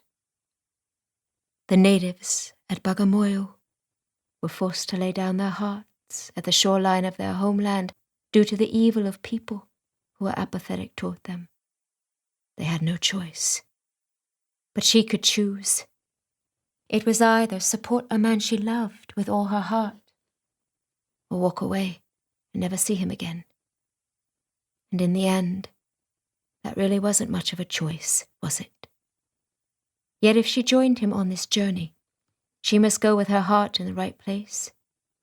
Could she truly leave behind her desires and go inland with Papa? Help him accomplish his last yearning on this earth? Could she serve him with genuine love? Forfeit her own wants selflessly? And when Papa did pass on, her heart broke at the certainty of it. Papa's time was not a matter of if, but of how soon. And it must be faced. She would be alone in the heart of the continent. Her thoughts flitted to Captain Dawson. Could she count on the man to help her get back home? Or would he be gallivanting about in search of more ivory to make himself rich? Her stomach clenched so tight that she turned on her side and curled herself into a compact ball, wrapping her arms around her knees. Please, God, don't ask this of me. But she knew he already had. Or at the very least, her own impulsive decision to stow away on the captain's ship had brought her to this point. Even in that, perhaps God had sent Dabu and his monkey to help her. She supposed it didn't matter exactly what had brought her to this place. Only that now she had a decision to make and wanted to make the right one. Perhaps she hadn't made the wisest choices in the past. Perhaps she should have stayed on Zanzibar, as Papa had intended in the first place. But once Papa had seen her, he couldn't let her go again. He needed her. Memories assailed her. The harbour at Zanzibar. The wails of the woman at Bagamoyo, trying to free her bloody ankle from its chain. The blood swirling in the muddy river water as Nyanja clung to a tree for dear life. Papa bent double and coughing up blood. Her whole body shuddered. If she went with Papa, she would be faced with worse. I can't do it. But in reality she knew she could. Whom shall I send, child? Someone else, Father. But the plea lacked conviction. She already knew what her decision would be. Tomorrow she would board the Bee with Papa, and she would do everything in her power to make sure he arrived at his destination with enough health to speak of the God he now loved. The God who had called him to the tribespeople. The God who had brought her to this place of choices. Father, I lay down my heart. Slowly her arms relaxed, and it didn't seem so hard to breathe anymore. Peace settled over her, and her eyes slipped shut. This has been Lay Down Your Heart, a serialized historical Christian romance, Sonnets of the Spice Isle, Book 2, written by Lynnette Bonner, narrated by Mary Sarah Agliotta. Copyright 2016 by Lynnette Bonner. Production copyright 2016 by Lynnette Bonner. If you enjoy this audio production of Lay Down Your Heart, continue the story with Episode 3, Made Perfect in Weakness, found on Amazon, Audible, and iTunes.